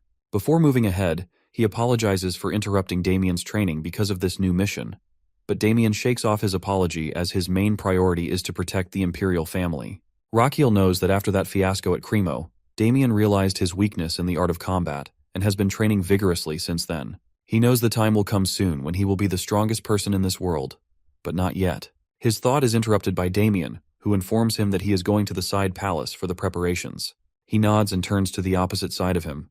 While on his way, Damien contemplates his training, while knowing he is still not strong enough. His thoughts take a new path as he wonders what he will do once he surpasses his limits. On the other side, Rakiel prepares his father to be admitted to his clinic. He thinks that he can't let his father stay in a palace where he has doubts, as almost everyone seems to be scheming against the emperor. Besides, he needs to stay by his side to cure him until the archbishop is ready to perform the blessing magic. So, he has to move him because, if he stays there, people will suspect that the emperor might be seriously ill. While moving forward, he is evilly happy to begin preparations to receive another VIP patient in his clinic, knowing that the effects of his letter might show themselves soon. Meanwhile, in the Amboise kingdom, when someone informs the king about the arrival of Benjamin, he gets quite furious that he arrives that early, as it's not an easy feat to deal with the emperor. After greeting the king, Benjamin explains the situation in the Magentano, as he couldn't meet with the emperor, but with the crown prince. The scene flashes to the meeting of Benjamin with our guy, who tells him that the king should just be aware of the situation at Cremo. The envoy confirms that. So, the crown prince throws a bomb as he wants Princess Adeline to stay in their county for 6 months. This request totally infuriates the envoy, who assumes that our boy wants the princess to be held hostage in their country. He knows they aren't going to do his bidding, as they are a completely independent country rather than an empire's vassal state. Our boy grins, pleased to see his plan unfolding, as he has consumed a lie voucher. Now, he's lying about being interested in making a peaceful relationship with the Amboise kingdom. His system informs him that Benjamin will buy this lie, and now, Benjamin believes the crown prince might be taking a liking to their princess. He first dreads the thought of the princess living beside him for 6 months and falling in love with him as well. Then, he stops to contemplate the benefits of this situation, as it could lead to a powerful alliance through marriage. His greed accelerates to the extent that he wants to carve his name into history as someone who builds the foundation of a great empire, which will come as the result of the marriage between the Princess of Amboise and the Crown Prince of Magentano. He even daydreams of becoming the greatest diplomat in history. His daydream is broken by the angry voice of the King of Amboise, who shouts at him, while asking how he dares to suggest something so infuriating, treating their country as one of their vassal states by agreeing to give the princess as their hostage. He even asks his envoy how he could stand silently after listening to their absurd request. But Benjamin, on the other hand, who totally believes in the lies of our hero, explains that it's a good suggestion for both countries to have a peaceful relationship with each other. However, the king shouts at him to stop his babbling, as negotiations with Magentano are thrown in the bin after his meeting with the crown prince. Benjamin then asks him to read the letter from the crown prince before concluding anything. Now the king doesn't understand how, on earth, his diplomat, who always remains neutral, is siding with Rachiel. As soon as he reads the letter, which might be enchanted by the lie voucher, he also agrees to send his daughter to Rachiel. He believes in the grand ambitions of our dude and summons his daughter there. Everyone is quite curious and nervous to see him suddenly acting like this. The king sits down on his throne while thinking about Rachiel, who is famous for being sick. But when he looks at the letter, he is quite pleased to see that Rachiel wants the hand of his daughter. Obviously, it's a lie fabricated with the lie voucher. As soon as Adeline hears she has to stay at the Magentano Empire, she finds this request totally unjust. She protests, asking how he can agree to such a request. The king starts to say that she assumes he made this decision in haste without giving it much thought, which is why she doesn't want to accept his decision. Seeing the letter in her father's hand, she understands that the letter must contain some kind of blackmail against him, as they might have found his weakness. Or it might be a threat. She really wants to know the content of that letter. The king again tries to console his daughter, saying that he is doing this for the good of their future, and one day she will be grateful for his decision. But the princess is not convinced. However, the king doesn't hear any of her protests and asks her to move to Magentano from this moment for the next 6 months. The guards try to pull her toward the gate, but they can't because she is the smiling angel of Amboise. She earned this title not because of her kind and warm personality, but because of her great fighting skills. She starts to fight off the guards with a smiling face, which is a habit of hers. That is why she is called the smiling angel of her country. She crushes the guards into the wall and turns to her father, who is quite fearful of her now, along with his guards. But when she turns to her father, she finds herself trapped in a magical circle. The mages bind her with magical chains and cage her inside the carriage. This carriage is called the Dawn Horse Carriage, which will deliver the carriage to the destination by dawn. Yes, the princess's carriage is delivered at dawn, but after 10 days, her subordinate suggests she walk with her head held high as the Princess of Amboise, and she agrees with him, as she is not going to show any weakness. She looks ahead at our guy with an annoying expression, as she remembers seeing him as quite a sickly person. But he seems different now. Rachiel tries to welcome her warmly, but she introduces herself coldly without shaking his hand. He is disappointed to see this, as it always happens with him in Korea as well when women have no interest in him on blind dates. He shakes off that thought, as he has an important matter for now. He leads her to the dining table, where they settle down for breakfast. He tells her that he is going to show her the side palace where she is going to stay for the next 6 months. While thinking, he plans to use Adeline to prevent the war from happening. He recalls what he read in the novel about the war, where Adeline was a healthy and strong princess who was wise enough to lead her country peacefully. But no one knew how she died early, and someone from the distant relatives of the king took the throne. This person was greedy for more power and waged war with Magentano, which resulted in disaster. He needs to keep her alive and help her ascend the throne in order to prevent this war from happening at its root. As far as he had read the novel, she might have had the disease of biliary atresia because of her gallstones. He remembers that the author of the novel also had the same disease. Now he has a plan to treat her through medicine and surgery. He then apologizes to the princess for her as she has started eating, acknowledging that it must be difficult for her to digest the food after a long journey. So he presents her with the special tonic by Garden. However, she misunderstands the medicine as poison and is infuriated by this gesture. Afterwards, she bangs her fist on the table furiously and shouts, asking how dare they try to mock her like this. As a result of her banging on the table, it cracks all around the places. She further adds that it's not enough for him to bring her here against her will, as he starts to mock her as well. Rachiel supplies that he doesn't understand. She explains that, for her, coming here is a huge decision for both her and the kingdom, which shocks him. At the end, she exclaims that she will just stay there for 6 months as per his order, but she won't do any more of his bidding. He tries to make peace by saying that she misunderstands something, but she interjects that it's not the case. He pauses and challenges her, saying that she's afraid, which leaves her petrified. With an irritated expression, she tries to say something, but he cuts her off by saying that he hasn't done anything wrong besides offering her a meal and medicine for her fatigue. Then he doesn't understand her reason to be afraid to leave the table. She's getting angrier, but he continues, saying that if she's afraid of him poisoning her, he asks Garden to bring the tonic to him as well. While gulping down the tonic in one go, he dares her to think that he, as the prince of the empire, is fool enough to poison her during an official meeting. Then he starts his melodrama by saying that he understands she has been scared. He's playing a trick on her. Knowing that she despises people who are scared and hates being called one, she takes the bait and sits down in the chair while ordering Garden to bring the medicine. But she has a condition, as she will consume his medicine only once. He comments that first, she should have the medicine before making any decision. She looks at the tonic and thinks that, however she sees it, she only sees poison when looking at it. But she gathers courage and gulps the tonic in one go. It tastes awful. Then Raquel offers her the candy, as is the tradition to have this after consuming the bitter medicine. He adds that it has a plum flavor. The princess salivates at the sight of the candy, but her pride stops her from taking it. She finally takes it, and the guy offers her the grape-flavored one as well. She feels like this sweet tastes like heaven, but she gathers her pride, stands up from her place, and adds that she's done with the medicine and dessert and would like to leave. He questions if she's going already. She retorts that there's any reason for her to stay there. He answers negatively, while adding that she will be guided to her room by the Lord Chamberlain. On her way to her chamber, she wishes that she does not want to see him during these 6 months. Later, Adeline is seen exercising with her knights and is very happy with the results of today's exercise. When she turns to her knights, they all seem quite tired. She asks them why they're tired, because she doesn't feel any fatigue. Her knight answers that it's because they've traveled for 10 days, nothing else. His statement makes her think about why she's not feeling that fatigue at all, unlike her knights. Suddenly, she realizes that it might be because of the tonic she had consumed, but she doesn't want to admit that it's the case. Suddenly, the children and old people going to a particular area of the side palace catch her eye. She assumes that they can't be the workers of the side palace. They look sick and are heading towards the direction of the crown prince. Curiosity gets the better of her, and she follows these patients to see what's the matter. Then she spots the crown prince, who is prescribing to the patient about his illness and telling them to avoid oily food and alcohol. He is giving the patients further instructions and heading in the same direction she is in. She immediately hides herself and sighs in relief as she is saved. But at this moment, Raquel comes out of nowhere and asks her what her purpose is to be here.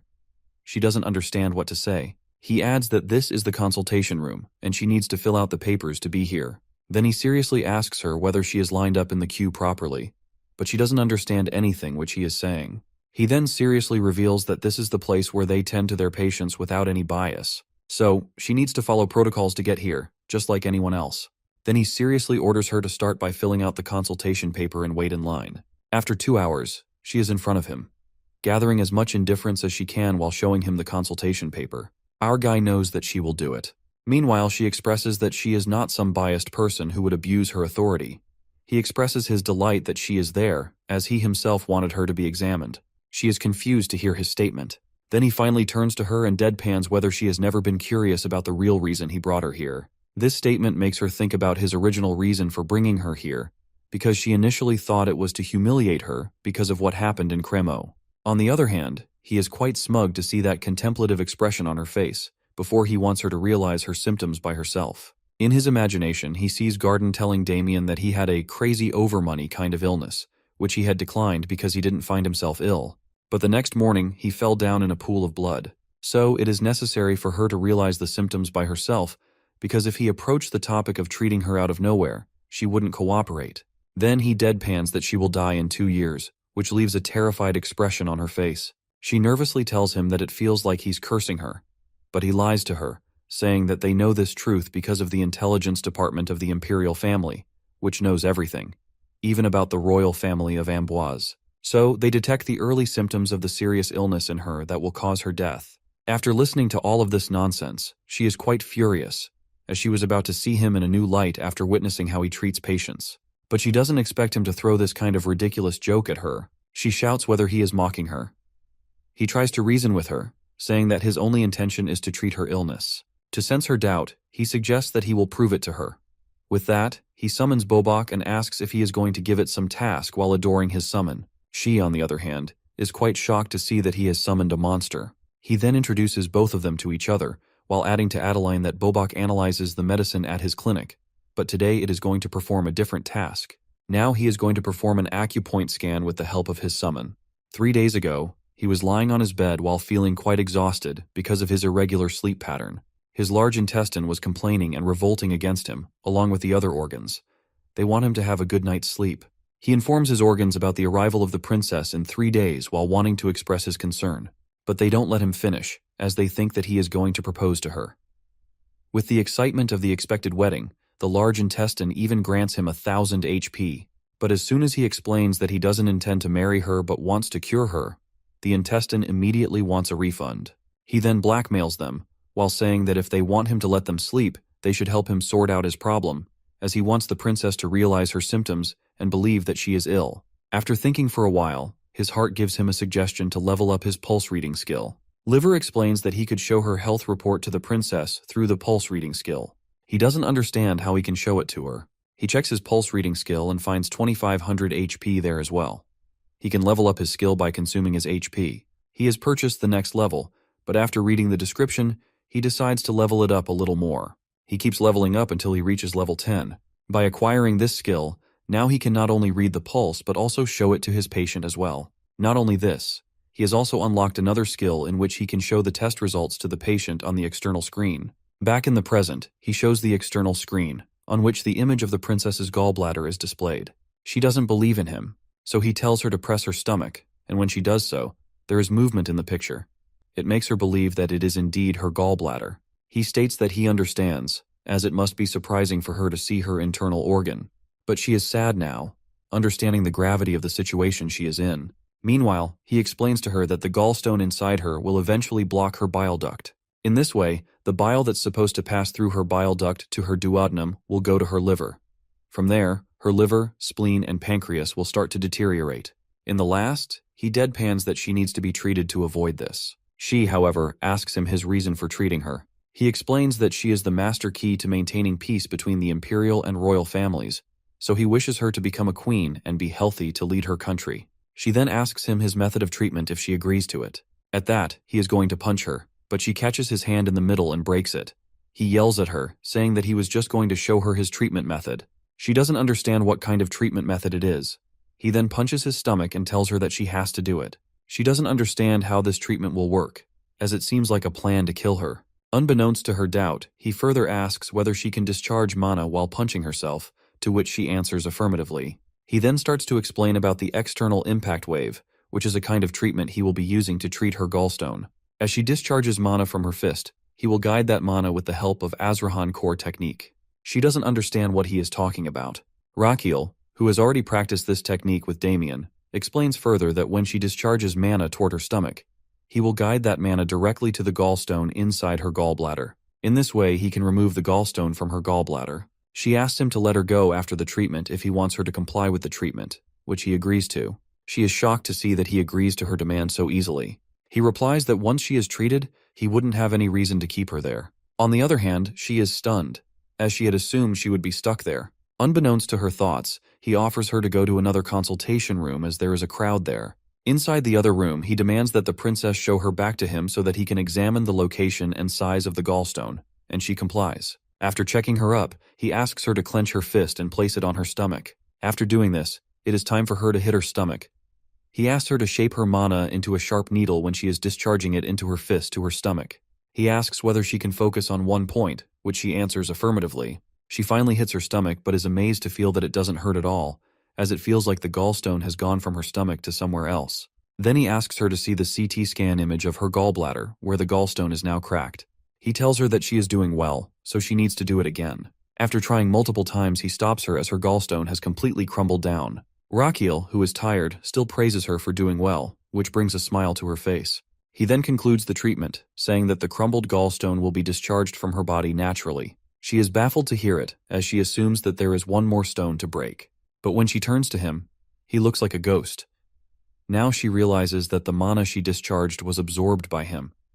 She shakes him vigorously while asking about his well-being. He tells her that he is fine while thinking that her mana is stronger than he expected. To see his condition, she asks his purpose for pushing himself to his limit. He weakly replies that it's because she is his patient. She doesn't understand, but he again emphasizes that as long as she is receiving the treatment, she will be his patient, which stuns her. Then he weakly adds that he needs to rest before he faints, while she tries to call for him. After a while, our guy is sleeping on his bed when Garden checks on him. He informs Adeline that he is all right, as he has neither a fever nor breathing problems. Adeline asks about the cause of him not waking up yet. He answers that it is because his body is naturally weak, and on top of that, he pushed it to its limit. She tries to apologize for it, but Garden shakes his head, adding that Raquel had told him in advance that he might faint, so she shouldn't think too much about it. Seeing her confused expression, he explains that it is a common occurrence for our guy to put others before himself. Garden also expresses his worry about his master in this regard. Listening to everything, her sharp edges soften as she realizes she was too shallow not to trust someone as good-hearted as Raquel. Seeing her response, his system informs him that, although his actions were purely selfish, his devotion deeply affects his patient's heart. Not only this, his act of sincerity and devotion will bring a positive change in the future, possibly referring to the prevention of war. Now he has formed a patient-doctor bond with Adeline, as she will no longer question her medical treatment in the future. With a soft expression, she holds his hand. Seeing this, his organs try to stop her, believing she is deceived by him. At the same time, his intestine grants him 1500 HP for his actions. Meanwhile, Garden also notices her holding Raquel's hand, and a green light appears above his head as a sign of a possible relationship between Adeline and Raquel. When Raquel is well rested, he meets her, and she immediately asks about his well-being. He answers that he was fine to begin with, and asks what he said before fainting. She tries to tease him, adding how emotional he became, while saying that she is now his patient. Embarrassed, he stops her from saying anything further. He then informs her that he will spend his afternoons treating her as he has rested. He is also determined not to lose consciousness this time. She also expresses her trust in him, saying that if he says the gallstone needs to be removed, she will trust his judgment and treatment from now on. She thanks him afterward, which embarrasses him once again, as he did this for his own goals. Afterward, he is seen treating Adeline numerous times, using the Azrahan core technique to absorb the external mana impact.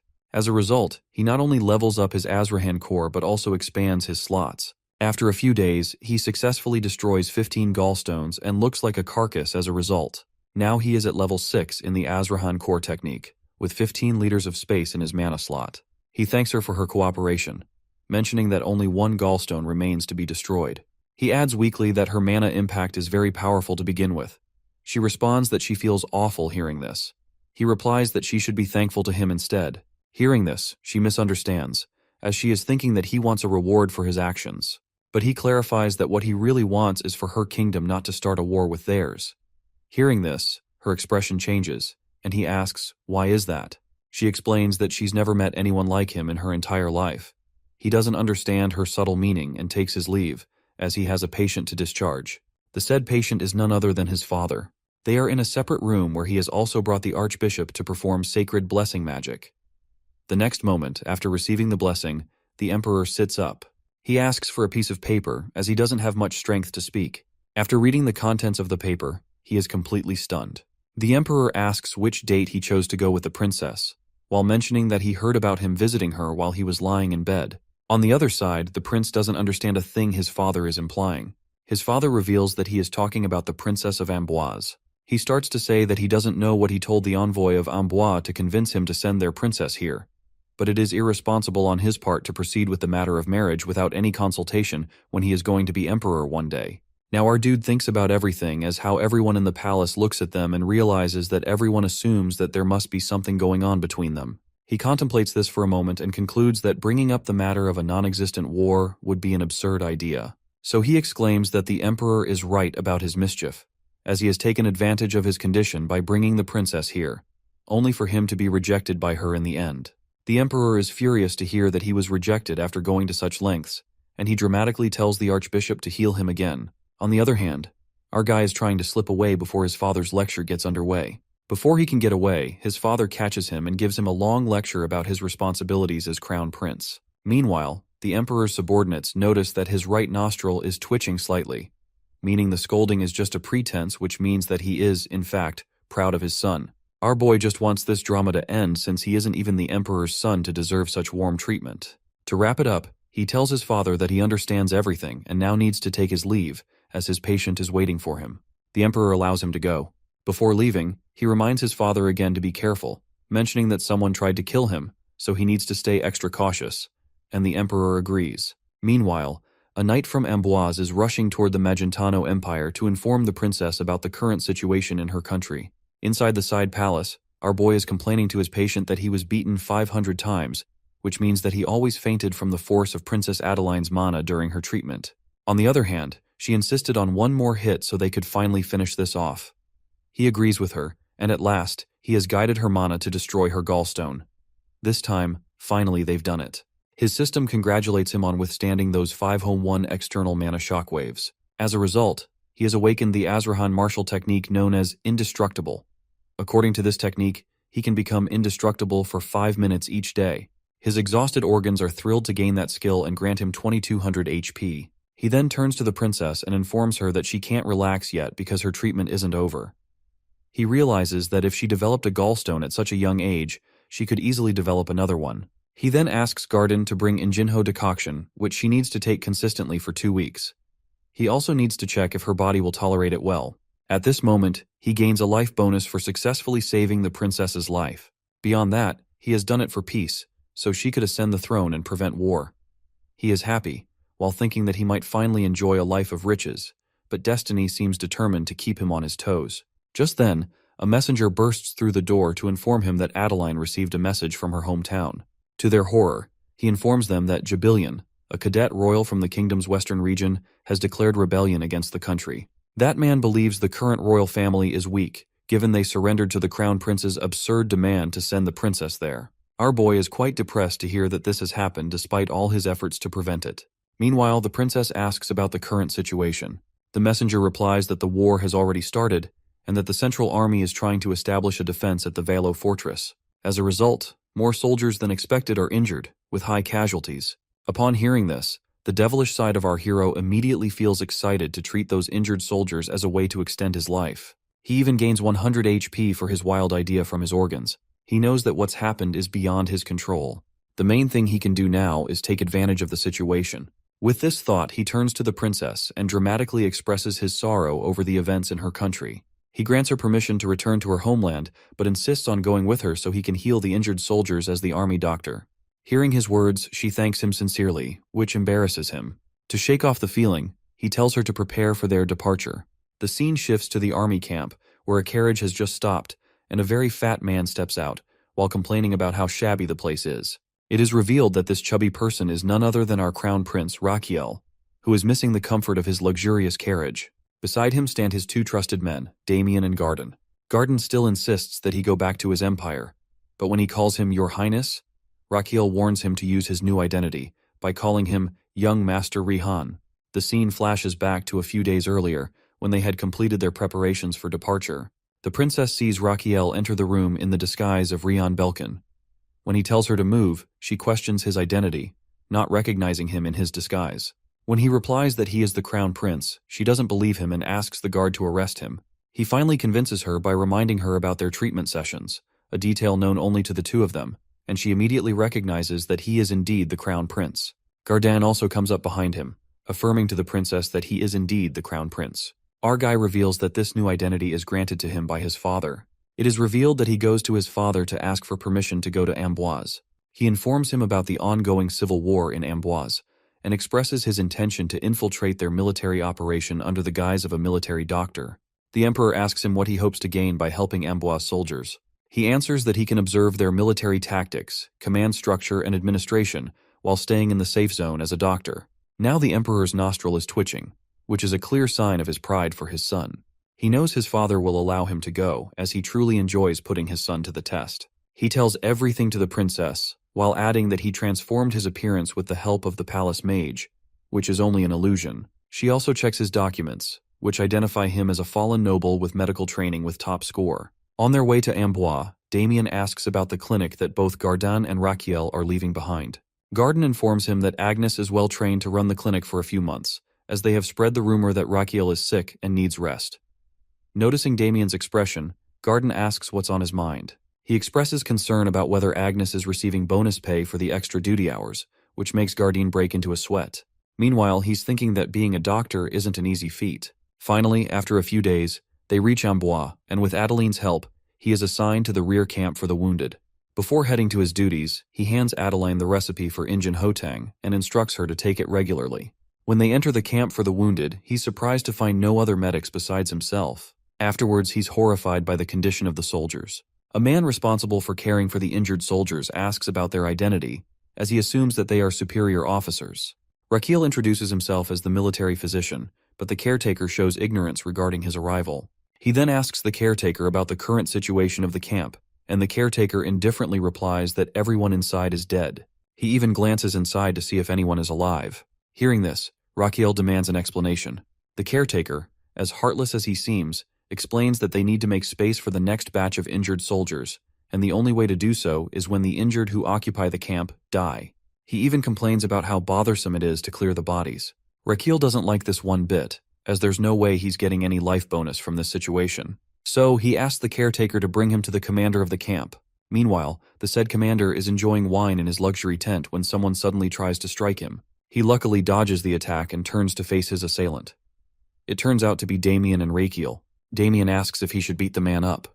Rakil responds to make it worth 2 months' salary without killing him. With that, Damien starts beating the commander constantly, while the commander tries to reason with them, and claiming that he is the head officer in charge of the camp. However, Rakil reveals his documents, which states that he is an undercover royal inspector sent here to take the commander down.